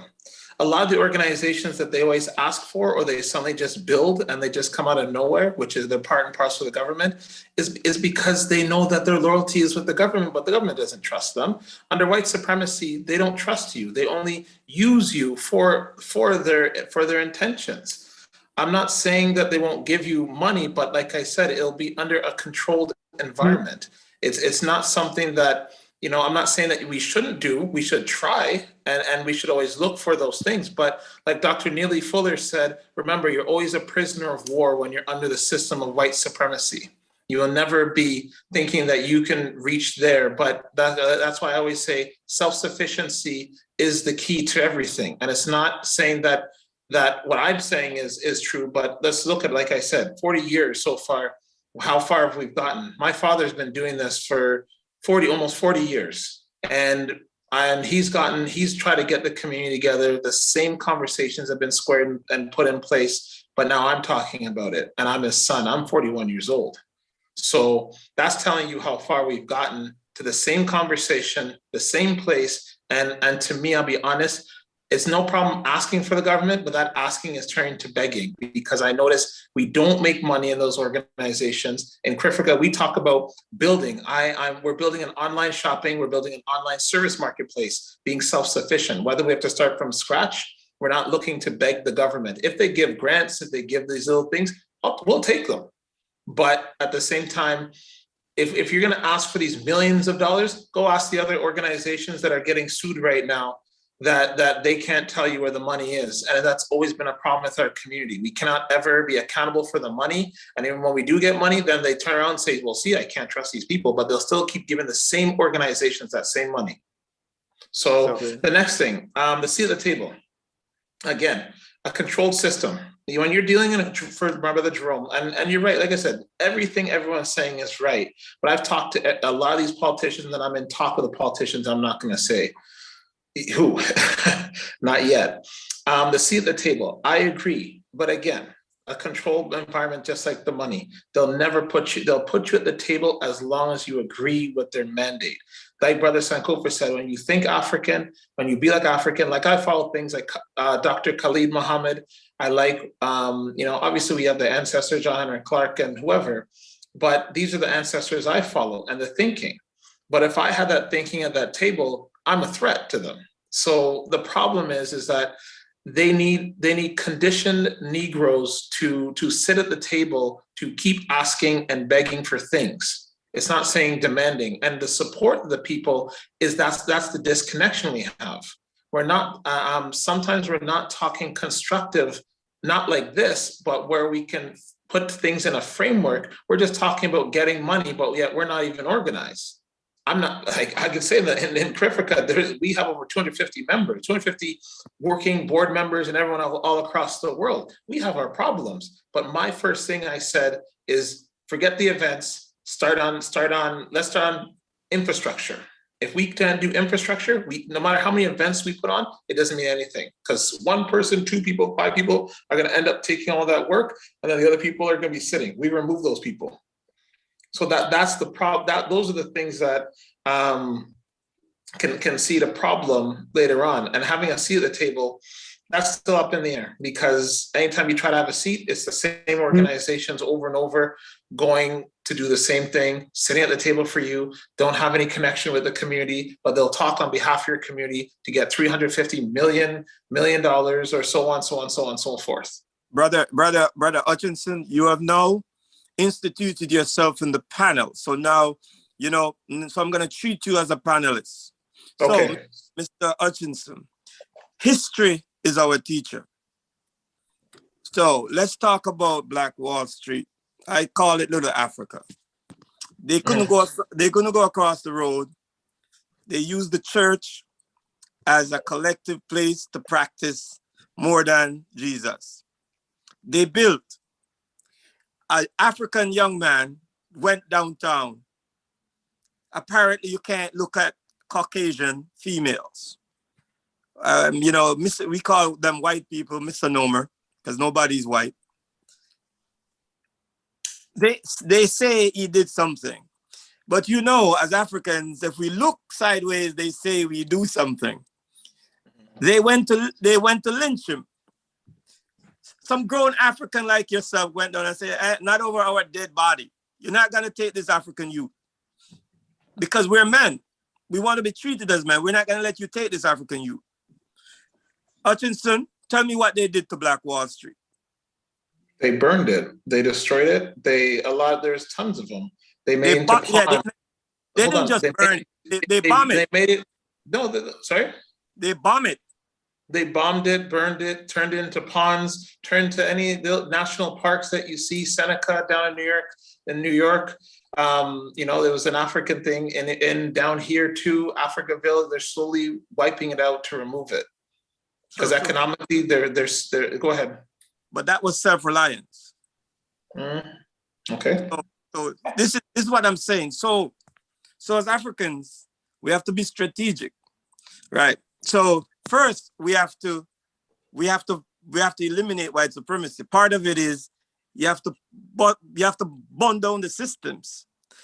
While you do self-reliance, I'm okay with getting somebody inside the house to unravel the bolts, as long as you strategically are doing it on purpose, not luck. So I also want to address something you said about the new Black ecosystem. And I'm gonna be nice to them today because you're being tougher on them. A lot of times we are reactionary. Some of the organization came about when they heard that the government was loaning money. Unfortunately, they didn't have the infrastructure to do the management of the money. And some of them didn't even have the last say in who gets it. And so those people, what I would say to them, they should join CARIFCA, they should listen to Sankofa, and they should always use an Afrocentric principle, right? To build, like don't ever beg, because beg is different from me having a reparation plan. And I just don't ask for reparation, Hutchinson. I take reparation. Go ahead. Respond. Well, no, I just want to say, like I said, it can sound pretty hypocritical, but like you said, I do like to do things strategically. I don't react. My emotion and logic are in the same place. You see, we go under emotion a lot of the times. So, I'll support and say, take a loan. I'll encourage it, because I always say, as long as there's organizations out there to assist you, then you'll have a better understanding, but then we can teach to circulate the money within that circle. So you have your group of people. So say we have the group of people here, and then CARIFCA is saying, okay, well, we teamed up with the banks. Sure. We teamed up with the banks to distribute, to get this thing distributed. Here, we can get you in. You see, and I agree with, and I'm not disagreeing with Marlando nor Jerome, but I'm just saying is that strategically, and like what you said, is that, I would say, hey, let's come get you in. And we have to try to hold more, in a way, quote unquote, secret societies. Like, again, it's screening the people to know how to get the other people in and how to get the other people in there, because there's too many people who are inside these organizations who are infiltrators who will come in to go. I hate to use the word Uncle Tom because he wasn't that, but we'll just use it. I use that context to be Uncle Toms towards the government. So again, for us, like I said, take the loan. And we work with the banks to teach you how to get that loan. Because if you can turn that loan into something rather than turn that loan to see the money, you can't find it, then you're worrying in debt and so on, so on, so on.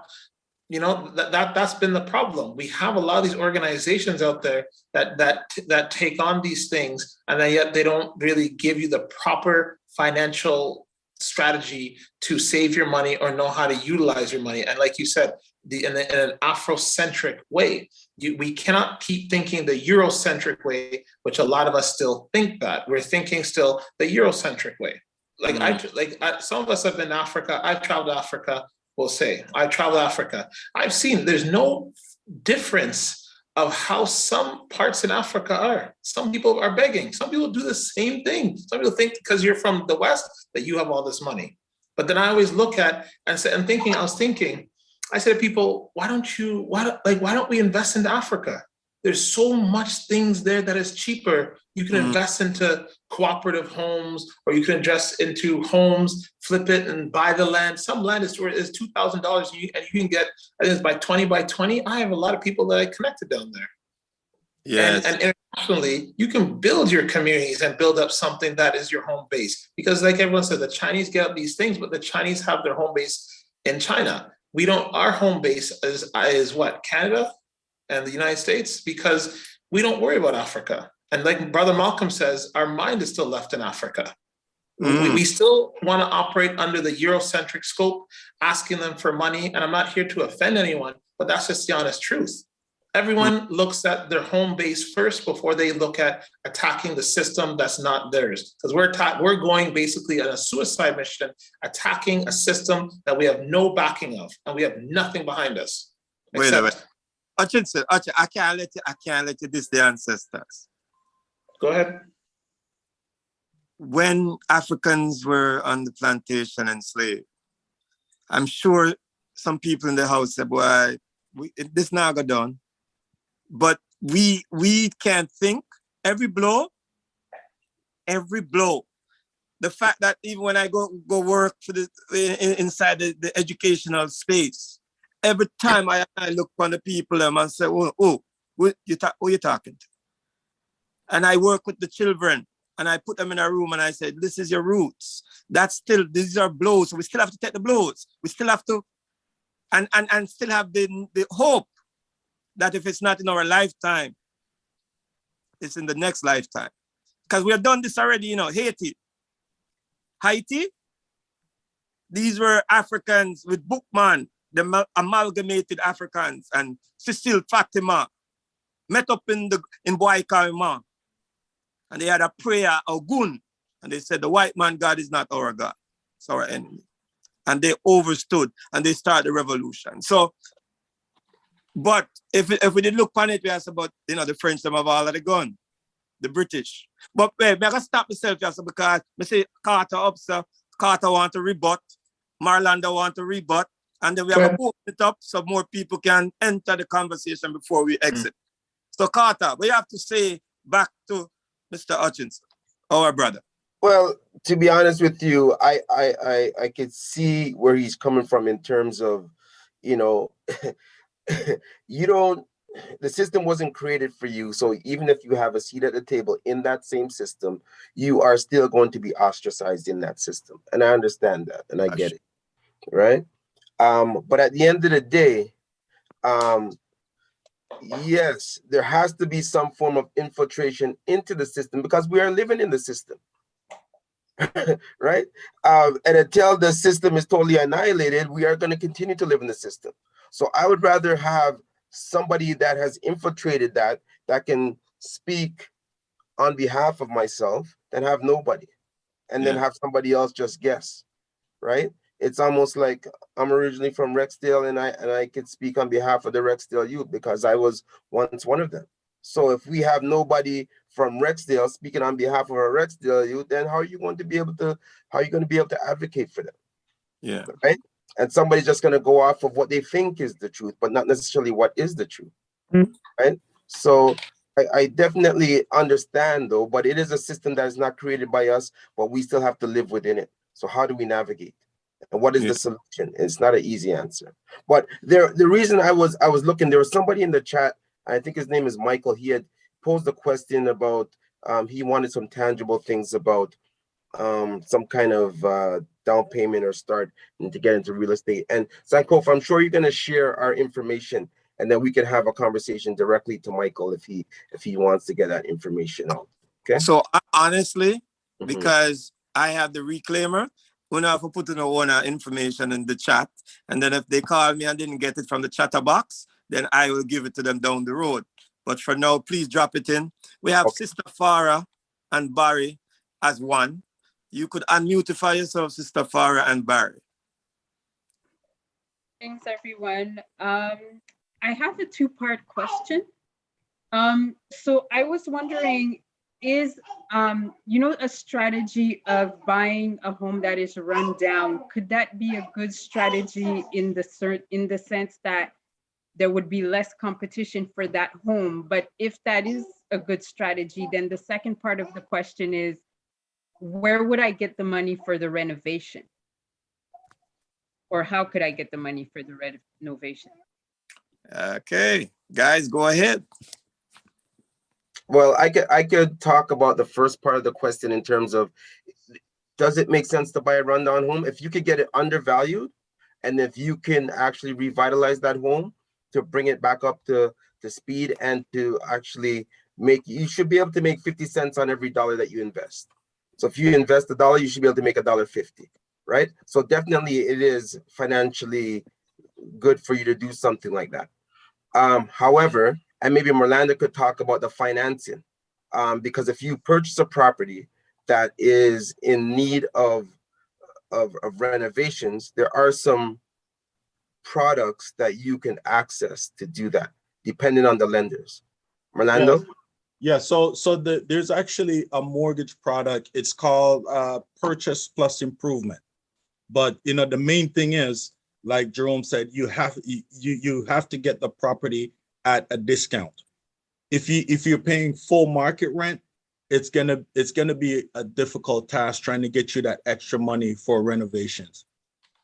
However, we have strategies that we could probably get you to close on the property, and then we could bring in private lenders to lend you private money, right? And then we'll assess the property from the after repair standpoint.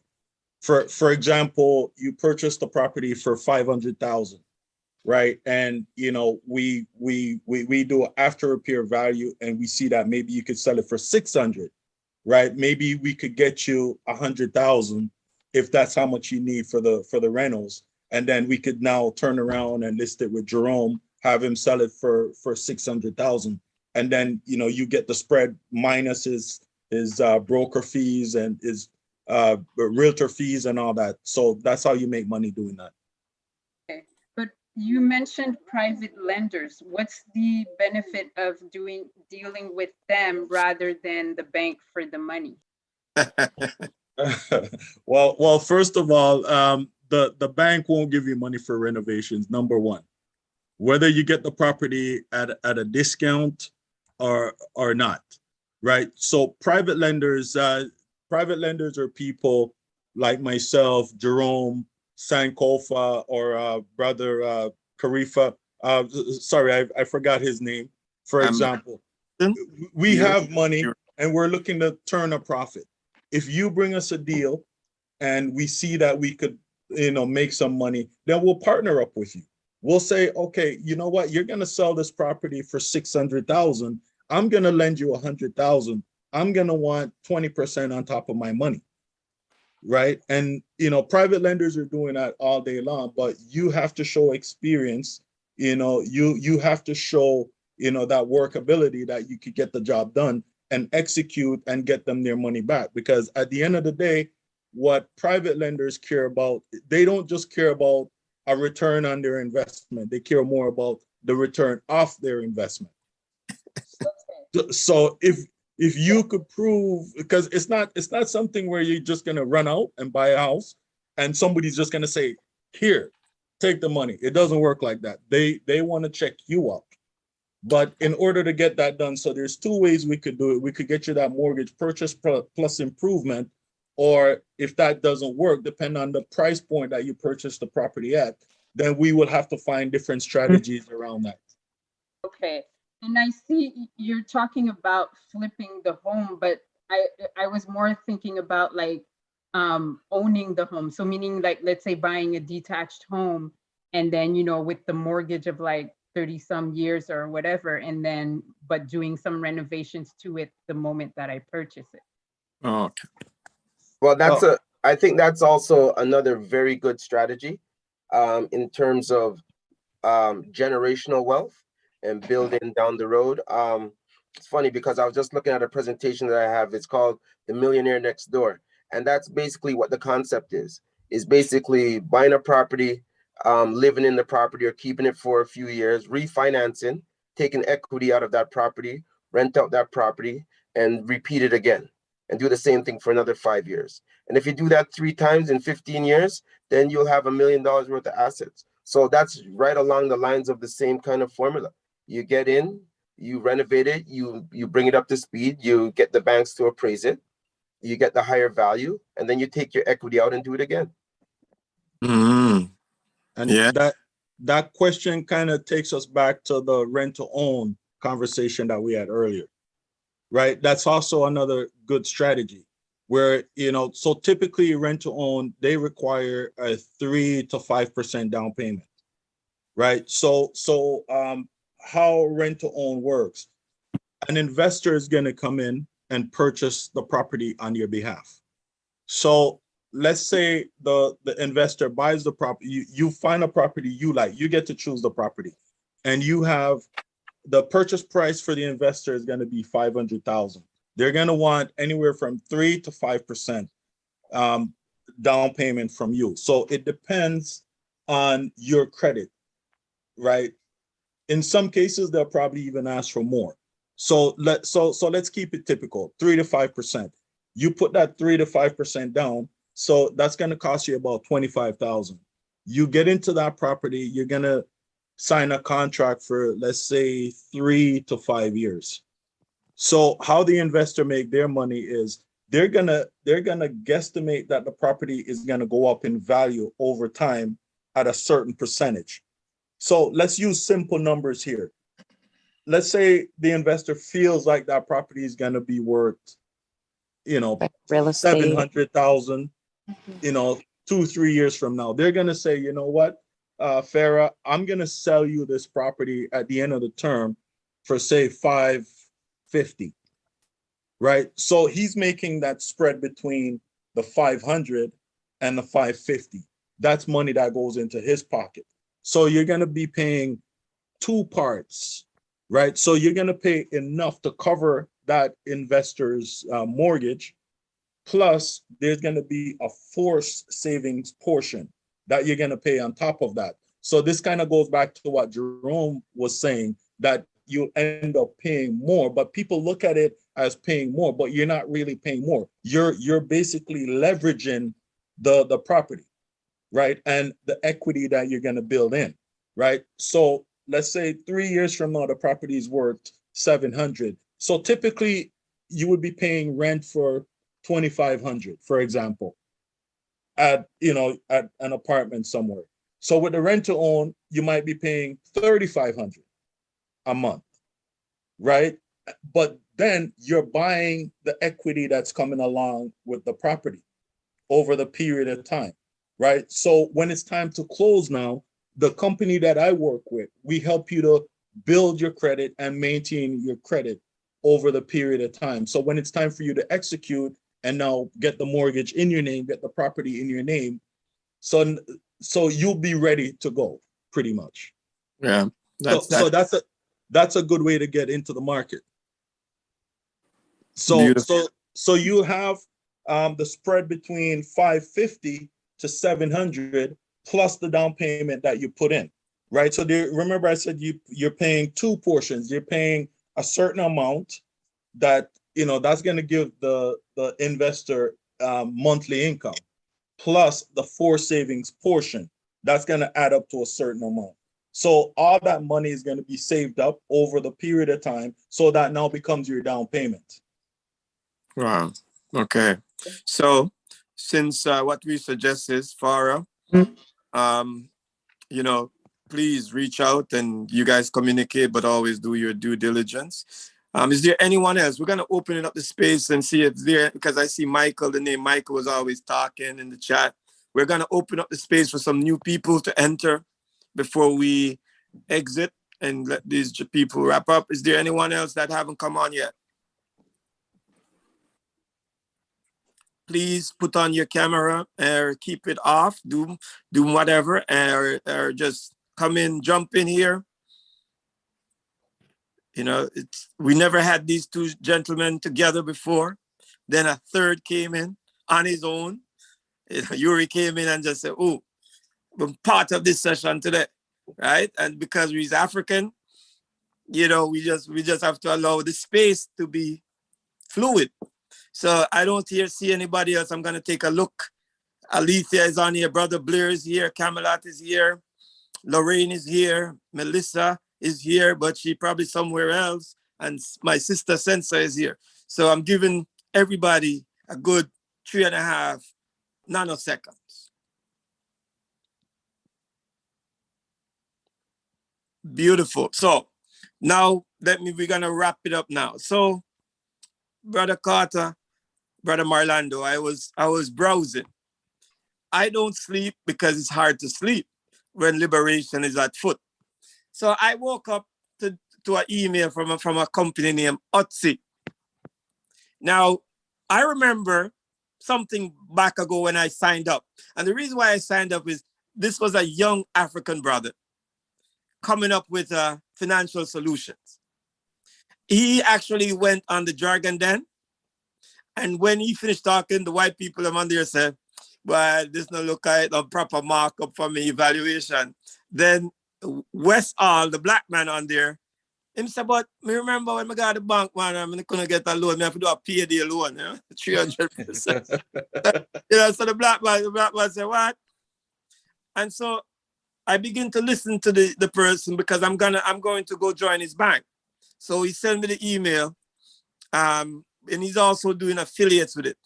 But it seems to me what he's involved in, he's saying you could get these loans without interest. Then he has different tier, but he also parts of the financial solution. And I'm reaching out to them to bring them on this classroom, right? Because I want to bring him in because that product he developed specifically because he's tired of the predatory. So he does payday loans. He also helped build credit, right? And so I dropped the information in the chat so people could go check out the website. It's they call these things neobank, but the site is called Utsi.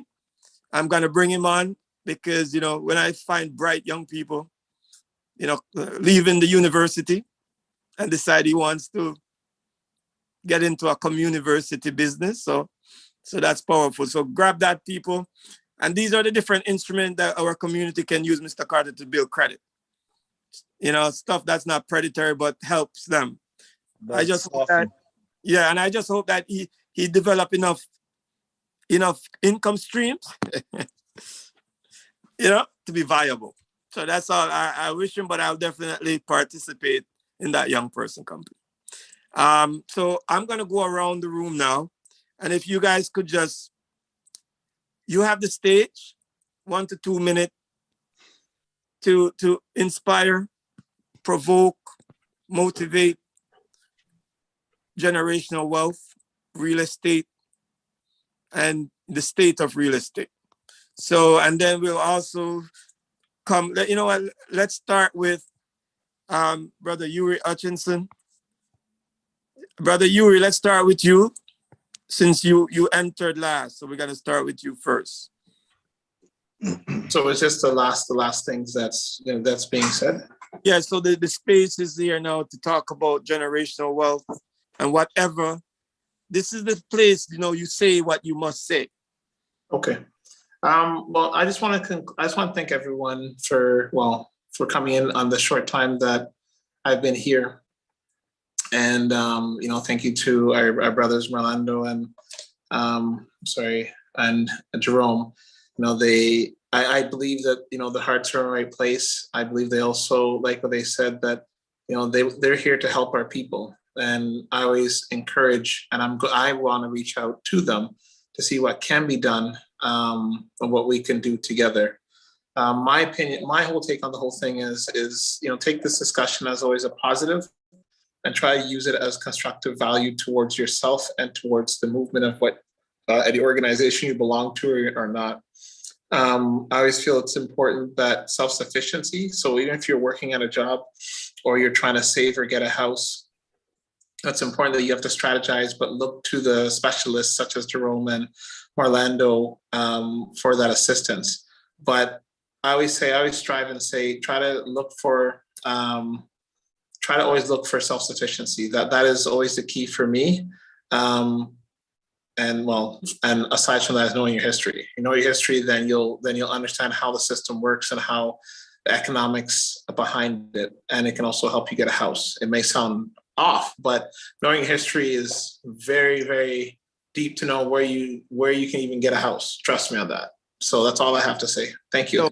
So before you go, the last time I was in Brampton, I was in a special house. I was in a house with your papa. I was in a with my sister Desiree Crooks, and you were supposed to come, but you had to go to the hospital because the baby was born. How is the baby? The newest baby. Oh, the newest baby is my daughter, Naya. She is 2 years old right now. Because I had to rush to the hospital because she was being born that time. Yes, and because the reason why I called the baby's name is so also I had to get a real reason to mention the ancestor, Desiree Crooks, Queen Nzenga. Yes. So as she transitioned, we just brought her back alive. So thank you. And put your information in the chatter box. Sorry, put what? Put what, sorry? The chatter, listen, I create new language in the chatter box. But yeah, put it in there, all the information. So if somebody wants to be participating in an African-centered marketplace, because we all got to come together, Yeah, because I used to burn it down, but then as we get older, I recognize that we got to lock the door, pull everybody in the room, We got to pull Mr. Westall and BBPA and, and then lock the door and say, listen, we need some Afrocentric principles. Because if it's not guided by Afrocentric principles, then you're Eurocentric and you be part of your own death and doom. So I'm going to be working with them, King, because at the end of the day, I love Black people and I don't fight with Black people who don't have power anymore. And these folks, they don't have the power. The power lands where it squarely is. That's the same oppressor. So I want to thank you for your work, Mr. Hutchinson, Yuri. Thank you. Yeah. Mr. Carter, Marlando, I don't want you guys to fight who go first, but I leave it up to you. Go ahead, Brother Marlando. All right, I was a little bit late, a couple minutes, so, last in, first out, however that works. Yeah, so I just want to basically encourage everybody. But before I do that, I want to say thank you guys for having me. And thank you so much, Kofi, for inviting me to this. Jerome, it's been a pleasure knowing you two over the last couple of years, working with you guys. And I definitely look forward to doing some more business with you, my brother, and Sankofa. And, I just want to encourage everybody on here to just keep going. Just keep being positive, keep helping the kids, keep reaching out. We're here to support you guys. You guys have any questions, definitely feel free to reach out. I do free consultations, so definitely reach out. And just remember, it's a journey. We could keep building this real estate thing. We could keep building our wealth. We could keep growing and just keep believing, keep fighting, keep doing what we need to be doing, to build and grow as a community. Everybody else is doing it. So unity is the key. So let's unite, let's get it done. We can do it. let's go, everybody. So before I bring in this gentleman, so just to keep it honest, there's a word people say, just to keep it real and truthful. This gentleman went to my school. I'm host, so I get to do this.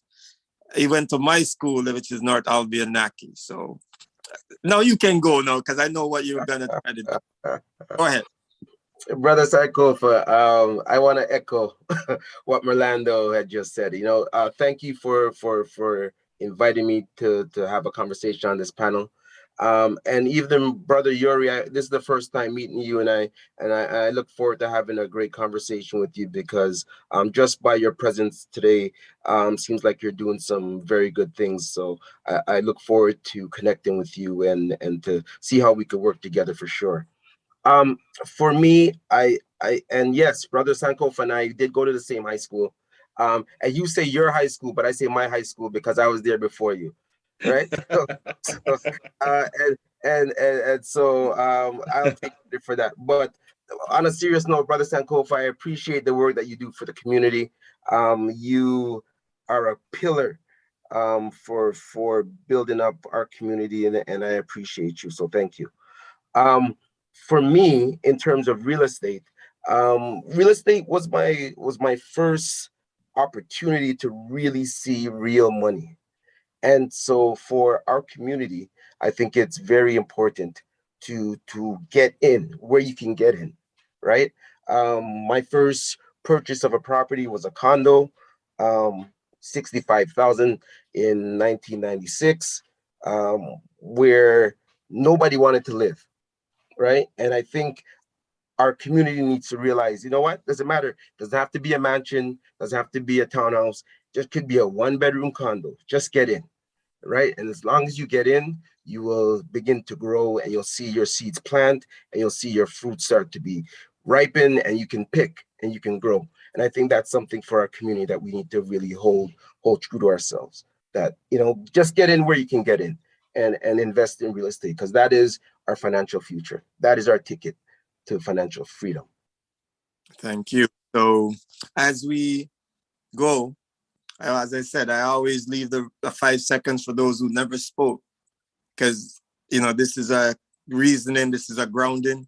As I remember, a great African warrior, ancestor now. He was in Guyana, he was in Jamaica. He wrote that book, that seminal book, How Europe Underdeveloped Africa, So Baba Walter Rodney, he always grounds, when he was in Jamaica, he goes sit with the Rastas and the community people and the market people and grounds. That's how I come to the term African warrior scholar. And so I take it from the African warrior scholar, and we now call it the African Communiversity.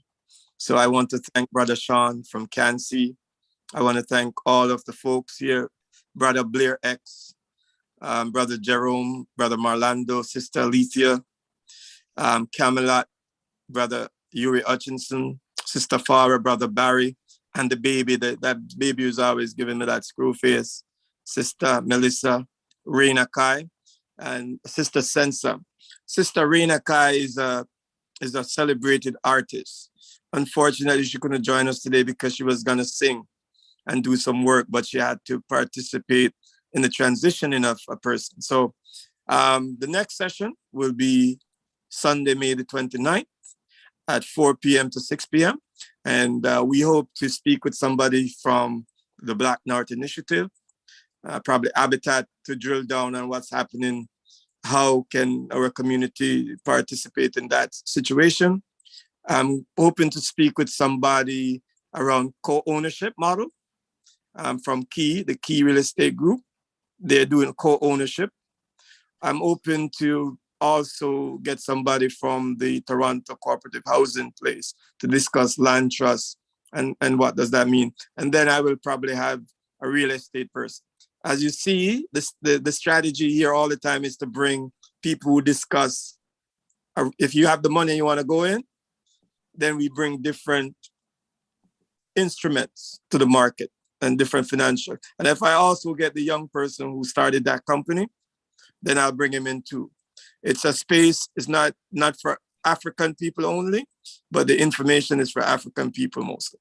So, you know, we'll bring anybody here who could send the information, but the information is, I want to go to African people. How can we strategize to build generational wealth? Because our greatest generational wealth is not the death insurance or the life insurance. It's the human capital. And so when we look at it, if it's human capital, then we'll get together. We will strategize with the real estate, the insurance folks, and start to build for our communities. And I'm talking about my people in Toronto Community House in Lawrenceside Jungle, Jamestown, St. Jamestown, Cataraqui, Marnell Court. My people who gone up at Ajax and Fab and Soap. Some of my people all over the place. Those are the people we're thinking about when we talk about generational wealth. And one final thing before I exit. One of the things I would like to do, and I will bring these men together another day. We have what we are developing for young boys, named the Akaben Warrior Institute, where we're going to start to work with young boys from 0 to 101. So as long as they exist from in the womb, we want to do that for them. And the reason why we are inspired to do that is we'd like to work on the self-inflicted menticide. When you don't know self, you hurt self. And so I wanted to give those young men. So 15 years from now, they'll say, what? There's no such thing, menticide, or the internalized horizontal violence or the vertical violence that happened within the soul of our young people. So I just want to give everybody thanks. Brother Sean, are you there? Because I can't leave without Brother Sean because he's my technical guru. Yes, I am. I'm here. So the bookstore closed today, right? It closed now? The bookstore is closed now. Yeah, so tell us before we go how we can come and support the bookstore, because Mr. Carter need to come, Marlando need to come, and then everybody else need to come. So tell us a little bit about that bookstore before we go.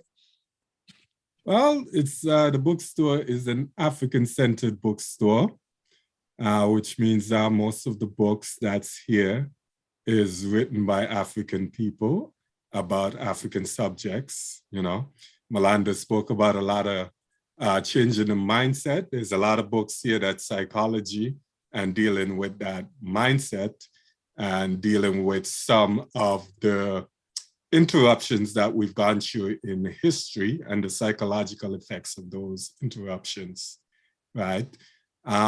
We also have beauty products, you know, natural products, some natural lotions and soaps and toothpaste. You know, not everyone likes to read.